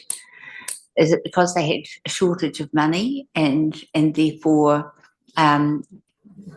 staff thought they could just shift it into the SIF, or because I have to ask, if it is a safety activity, then I have to ask, why is it not being funded from since we're increasing the rate anyway, why is it not being funded from the regional safety rate? It's only 8,000 a year. Through you, Chair. The first round of the RSRS funding was done at a time when there was no SIF at the same time. It was in an annual plan year, and the application only partially meets RSRS requirements. At the time, the CDMG Joint Committee decided to allocate some funding to USAR, but this time they're recommending, because SIF is there, that it be looked at through SIF first. Because it fits the SIF criteria better. Correct. So if we just go back to that a table now, this is exactly what we're talking about. That is the table for recommendation 5. And it's just taking that out because there's no funding in that table for that. And that is the total. The one you want there. Yep. And then for the Volunteer Initiative Fund, that's increasing Enviro Hub to 100,000.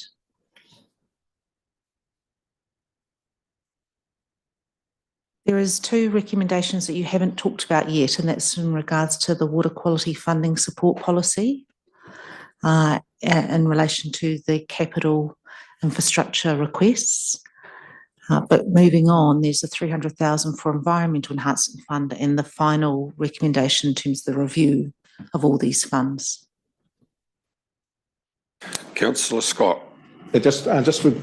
Before we move on with Enviro Hub, my understanding it's got several $100,000 worth of reserves, and in a time when the rest of us are having to sort of tighten our belt, I think it's and then when you look at the application, it's about the fact that they're introducing new programs and expanding. So I just think it's way out of kilter with what we're trying to achieve this year. So I'd recommend that we stay at the 50,000 recommended by staff. Councillor Neese. Just with regards to that, being secretary of a charitable organisation myself that's a recipient of contracts and having to report frequently, quite often it's just a timing matter that you actually look like you've got funds in your account or in your reserves, but in fact, the contract period is still to run, and they'll be expended at the end of that particular contract period, because the contracts don't run necessarily on an annual financial year basis. Sometimes they start in September and finished in May, and so you get your money in the lump fund at the beginning, but you've got till the end of the contract period to use it all up. So it does give a very distorted picture in your annual accounts, because you don't do accrual accounting in a charitable organisation like you would do in a major big organisation, which shows that the funding is yet to be expended. It's recognised, the income is recognised in the year that it's received, but you don't apportion it at the end of the financial year into the next year. So it just sits as a reserve unspent in the financial year. So I'm saying it could well be a timing issue. They might have had a grant from TECT or something like that, and there's another 6 months to run at the end of the financial year, but it's showing as a reserve in their balance sheet. Councillor McMillan. Yeah, I support what Jane's saying, and further to that, I'd like to think that we're basing our recommendations of funding on outcomes as opposed to what someone's balance sheet looks like. And I think we've got the evidence there of the outcomes of EnviroHub and the work they do. So, yeah. Okay, right, councillors, I need to move to the resolutions, but just to follow up on what the Chief Executive said, number 6 and 7 of the resolution, they're essentially the same thing, aren't they?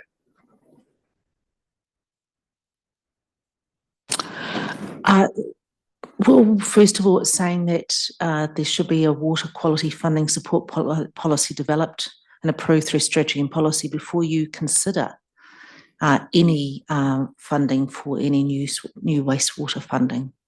I understand that, but when you say water quality funding, how long is that piece of string opposed to wastewater funding? That's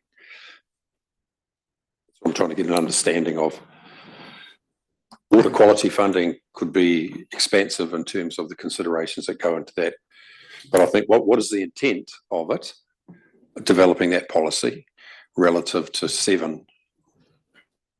That will determine, Chairman, how broad that is, won't it? So the development of the policy will define it. Is it just wastewater or is it other water? That will be determined by the policy. That's the issue we have at the moment, is because there is no policy, just funding. As long as we're clear on what you're trying to achieve. Councillor Crosby. So, Fiona and Matt, I'm assuming that's as a response of some significant applications we've had for either potable water or wastewater. So we need to develop some strategy or policy around how we're going to manage that. That's what those 2 recommendations are referring to. Yes, that's correct. It's page 212 and 213 of your deliberations paper. Councillor White. You're just reflecting on number 10 there, and I'm all for the integrated approach and understanding, so the left and the right hand knows what's happening and there's a greater effectiveness and efficiencies. Just going to ask you, there's the chair of Kabiti Māori, Matumoana, are you happy with that transaction? I'm only saying that because you have a role to play in the context of the Māori, we do, as a Māori, as a collective Māori Initiatives Fund. You okay with all of that? I'm comfortable with it personally. Yes, I do, but it's a discussion.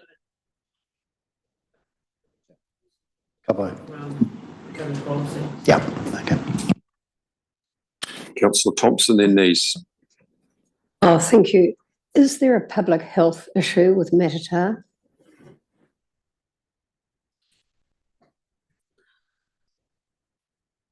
I don't know, Ruben, if you can answer that in terms of Toiti Ora and their public health notices. I think Councillor Thompson, from recollection, whether it's a public health matter is a definition, but the Regional Council have deferred doing offset on the basis that a reticulated water scheme was to be put in place. And I think, Ruben, that goes back a number of years. Am I right or wrong? Yeah, you're absolutely correct, Mr. Chairman. I think Toiti Ora have strongly encouraged reticulation in Marata. So I think you could read that as, yes, there is a health issue due to discharges from offset systems. in that area.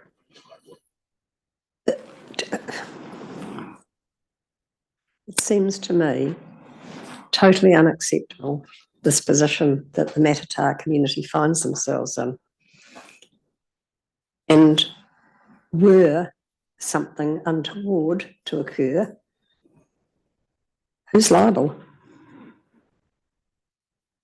So the issue that we have, and it's explained on page 2112, is that Whakatane District Council has not funded the Matata reticulation scheme in their long-term plan. Instead, that they have made a decision that $15 million should come from somewhere else. As the paper goes on to say, the regional council's position will be to targeted rate the same people that Whakatane District Council would be targeting for that reticulation scheme, which was, in our figures, is about between $95 and $125 per house ratepayer per year. So it is, we have asked Whakatane District Council why they did not include the full cost of that scheme in their long-term plan, when it's exactly the same ratepayer who will be paying. I think it's a fair question, and I'd have to say that the discussion we had in Whakatane on this matter was the most comprehensive discussion we've had in terms of attitude, willingness, but ultimately it's the responsibility of the local authority. And the reality is that in the current environment, with the talk about local water done better, or whatever it's referred to, you know, it's standing in front of them. They could do this if they wanted to, leverage their balance sheet, it's got a lot of capacity, and do the job. But the bigger issue is they have a whole lot of other wastewater projects that are urgently needed to be remediated, fixed, improved, including Te Teko, which is wastewater, Taniatua. And I don't know what else we do to get them to take a strategic approach to say, well, in the position we've got, what position do we take in terms of local waters done better? Councillor Neese. Thank you. So our policy will identify under what conditions that we will support wastewater schemes and where the funding will come from and how it will be apportioned, etc. And I think that, you know, before we make any decisions, we need to have that policy. And in fact, because we haven't gone out and consulted about a targeted rate around that, we couldn't do it now, even if we wanted to. So I'm totally comfortable with the recommendations that we've got there. Okay. Councillors, that sort of wraps up the recommendations from 1 through to 10. Moved Councillor Thompson, second Councillor McMillan. No further discussion. All those in favour say aye. Aye. Carried. Thank you.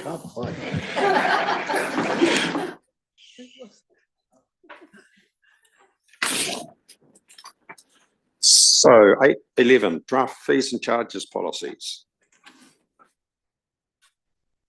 Mr. Ingle, pretty straightforward. Shall we take it as read?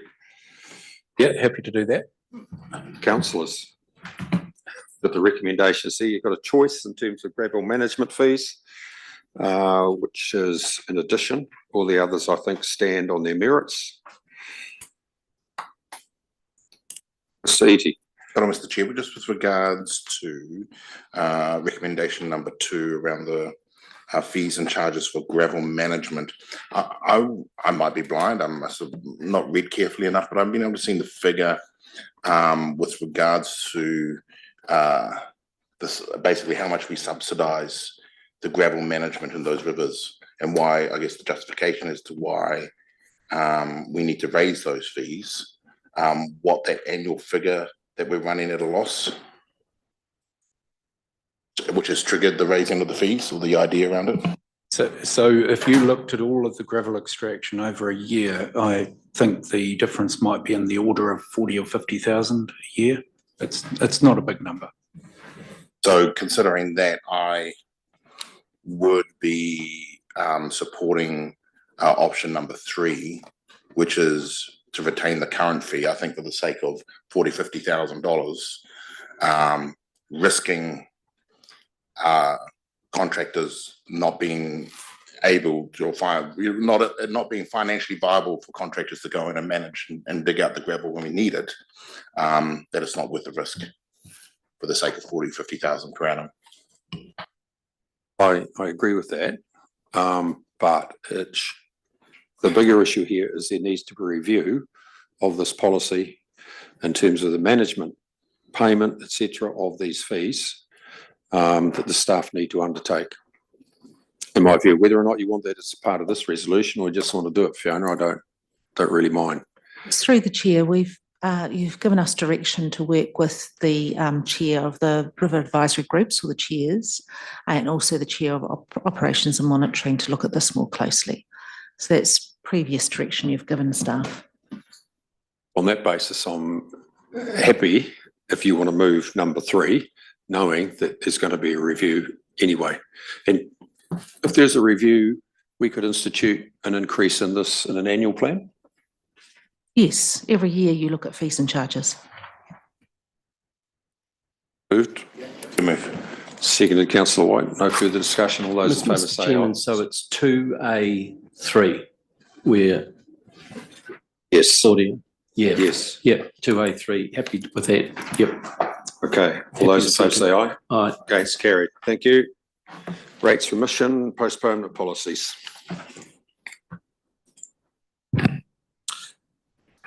So councillors, this particular paper is providing you some insight on the statement of proposal that was put out to the community in relation to 2 rates remission and postponement policies, one as it relates to Maori freehold land and the other in relation to all land. And just a reminder for councillors, the policies have been reviewed with the key driver that the policies would apply across the region as a principle in the policy development process. The paper sets out key changes to the policies and also the level of engagement taken out with the community, which has explored a variety of channels as set out in section 3.4 of the report. Figures 1 and 2 in the report summarize the key changes for each of the policies. And figures 3 and 4 provide you with a summary of the responses provided through the Participate survey. In addition to that, there's also section 2.1, which essentially looks at the submissions that staff have considered and the recommended responses in terms of consultation questions and new ideas raised insofar as it relates to Maori freehold land, and 2.2 as it relates to the all land policy. In addition to that, there's 4 accompanying issues and options papers to give you an insight on the rationale staff have applied to inform the recommendations that are set out in the paper for you to consider and decide on.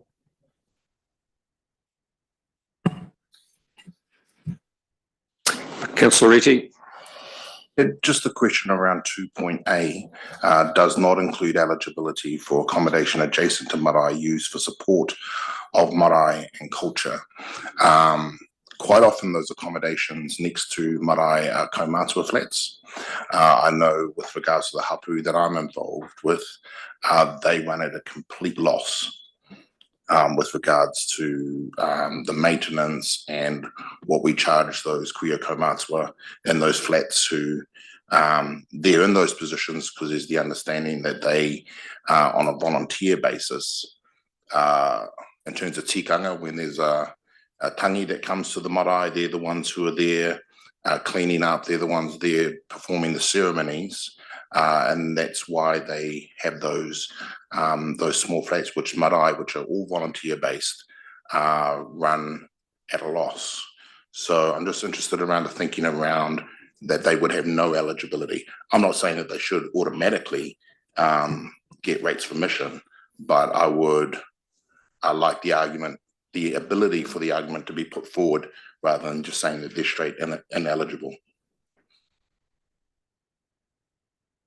So councillors, we actually have the project team online that could provide insight to the thinking behind that.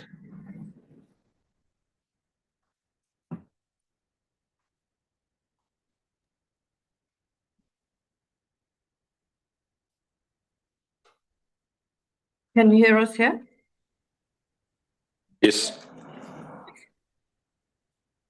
So the way that the policy is developed is written at the moment is that if those homes are occupied, then they would be rated.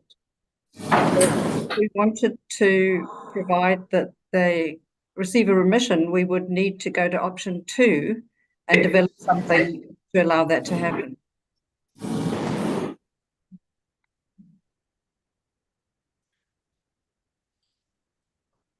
I guess my argument is that they are actually part of the marae complex. So if you are giving a remission to the marae, that if there are kaumatua flats attached, they are actually part of that overall holistic space that is called the marae. If you have people who are living next door to the marae who are just family and they don't have that cultural function with regards to the management of that marae, then absolutely they should be rated. But I just think there needs to be a mechanism in place in order to recognise the role that kaumatua play and that they are actually part of the marae complex themselves, even though they may be adjacent to the marae itself. Councillor White.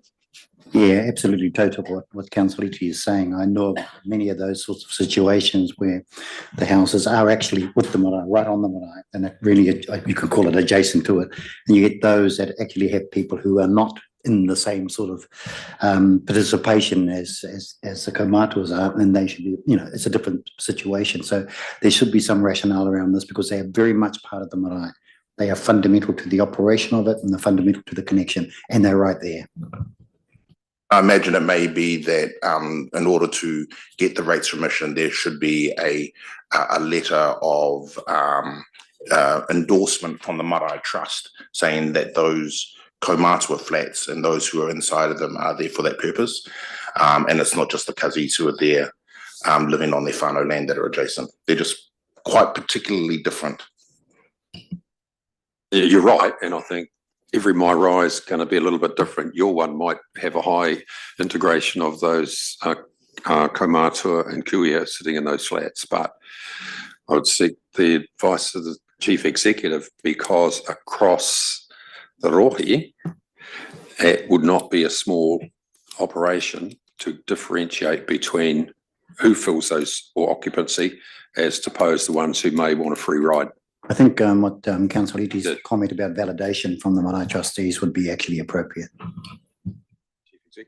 Yes, can I ask, and Gillian, could you put your camera on as well? Is that legally possible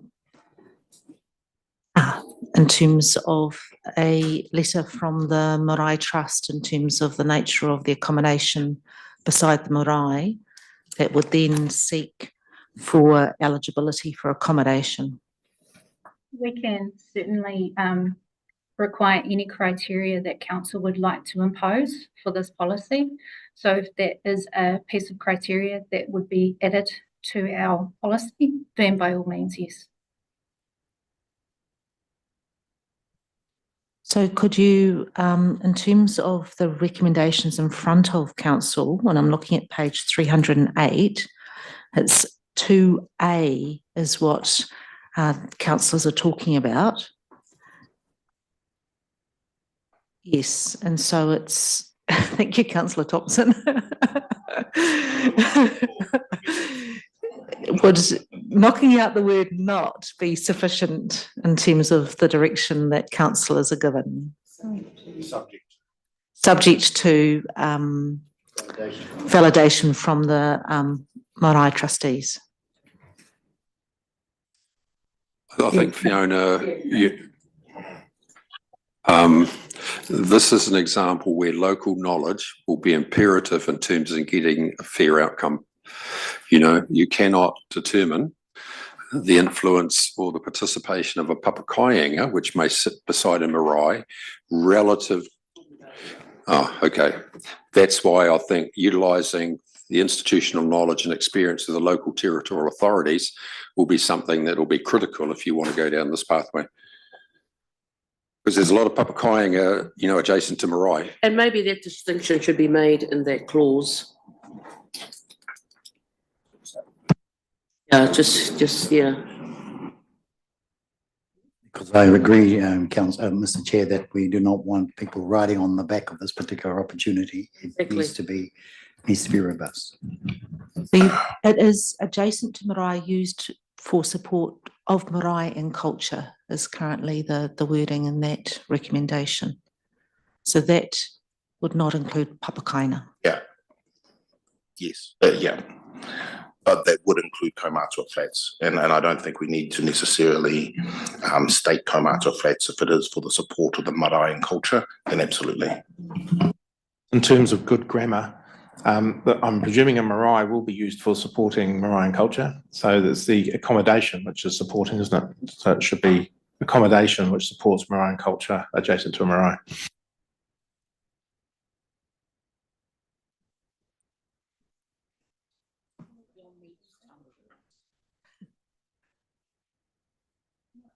It could be for accommodation of kaumātua adjacent to marae used for support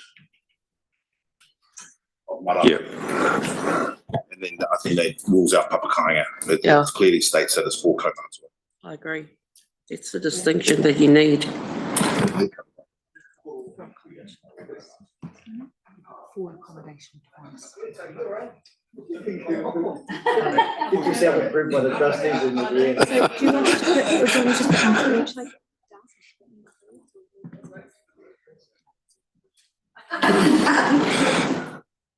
Okay, look, councillor, something we always say here, this, we don't want to make policy on the hoof, but I don't think this is a major departure from what the intent was here. So give me some guidance as to whether you're happy to accommodate this in terms of the recommendation. Good point. Anything else? So happy to move the rest of the recommendation. Thank you, councillor Reedy. Councillor McDonald, no further discussion. All those in favour say aye. Carried. Thank you. 813. Development contributions or financial contributions.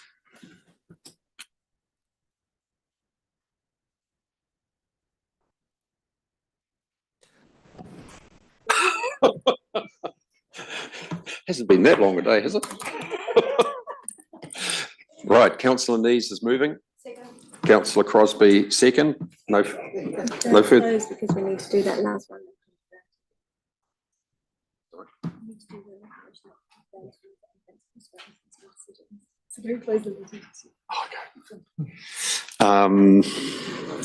Right, but we're dealing with 813, aren't we?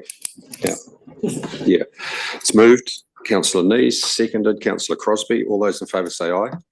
Against, carried. Thank you. Well, councillors, what do I have to do now? Oh, yes. Yeah. So, Fiona, do you just want to summarise where we got to, and then we'll move to the final resolution, which is to rescind the recommendation in principle, which we had right at the front of the resolutions, to moving the resolutions in toto. Yep. So thank you, councillors, for all of your decisions and your decision making today. And we've got this one last recommendation for you. In terms of your financial position, given the decisions that you've made today, there is no change to the general rates. However, there will be a change to the targeted rates in terms of transport in particular, and that will come through to you in the long-term plan on the 26th of June. In addition, you have utilised some of your regional fund for the additional decisions you've made. So those are the key headlines in terms of your rates and the regional fund.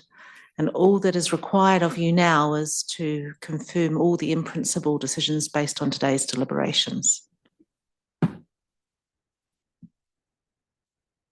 Moved. Thank you, Councillor Thompson. Thank you, Councillor Scott. All those in favour say aye. Carried. Thank you very much. And can we just remind you that this will be finally adopted in the 26th of June for final adoption. Claudia. Mr. White, given the outcome of today, the very diligent approach we've taken to these deliberations. Would you mind closing with a karakia, please? Ngā mihi kia koutou, ngā me mo te kaunihira me ngā kai tautoko. Kei te mihi atu, kei te miti atu ki a koutou mo o koutou whakaaro mo koutou kōrero I ringi te kaupapa nui mui a tātou I tēnei rā. So congratulations, Mr. Chair, and everybody around the table. So I think it's appropriate that I give this very short karakia to close our deliberations for today. Ke tau, ke tātou katoa, te ata whaia tō tātou riki a hukrai, me te aroa te atua, me te whiwhinga tahitanga ki te wairua tapu, ake, amen. Amen. Thank you, Councillor Shirley. Councillors, do you mind just if I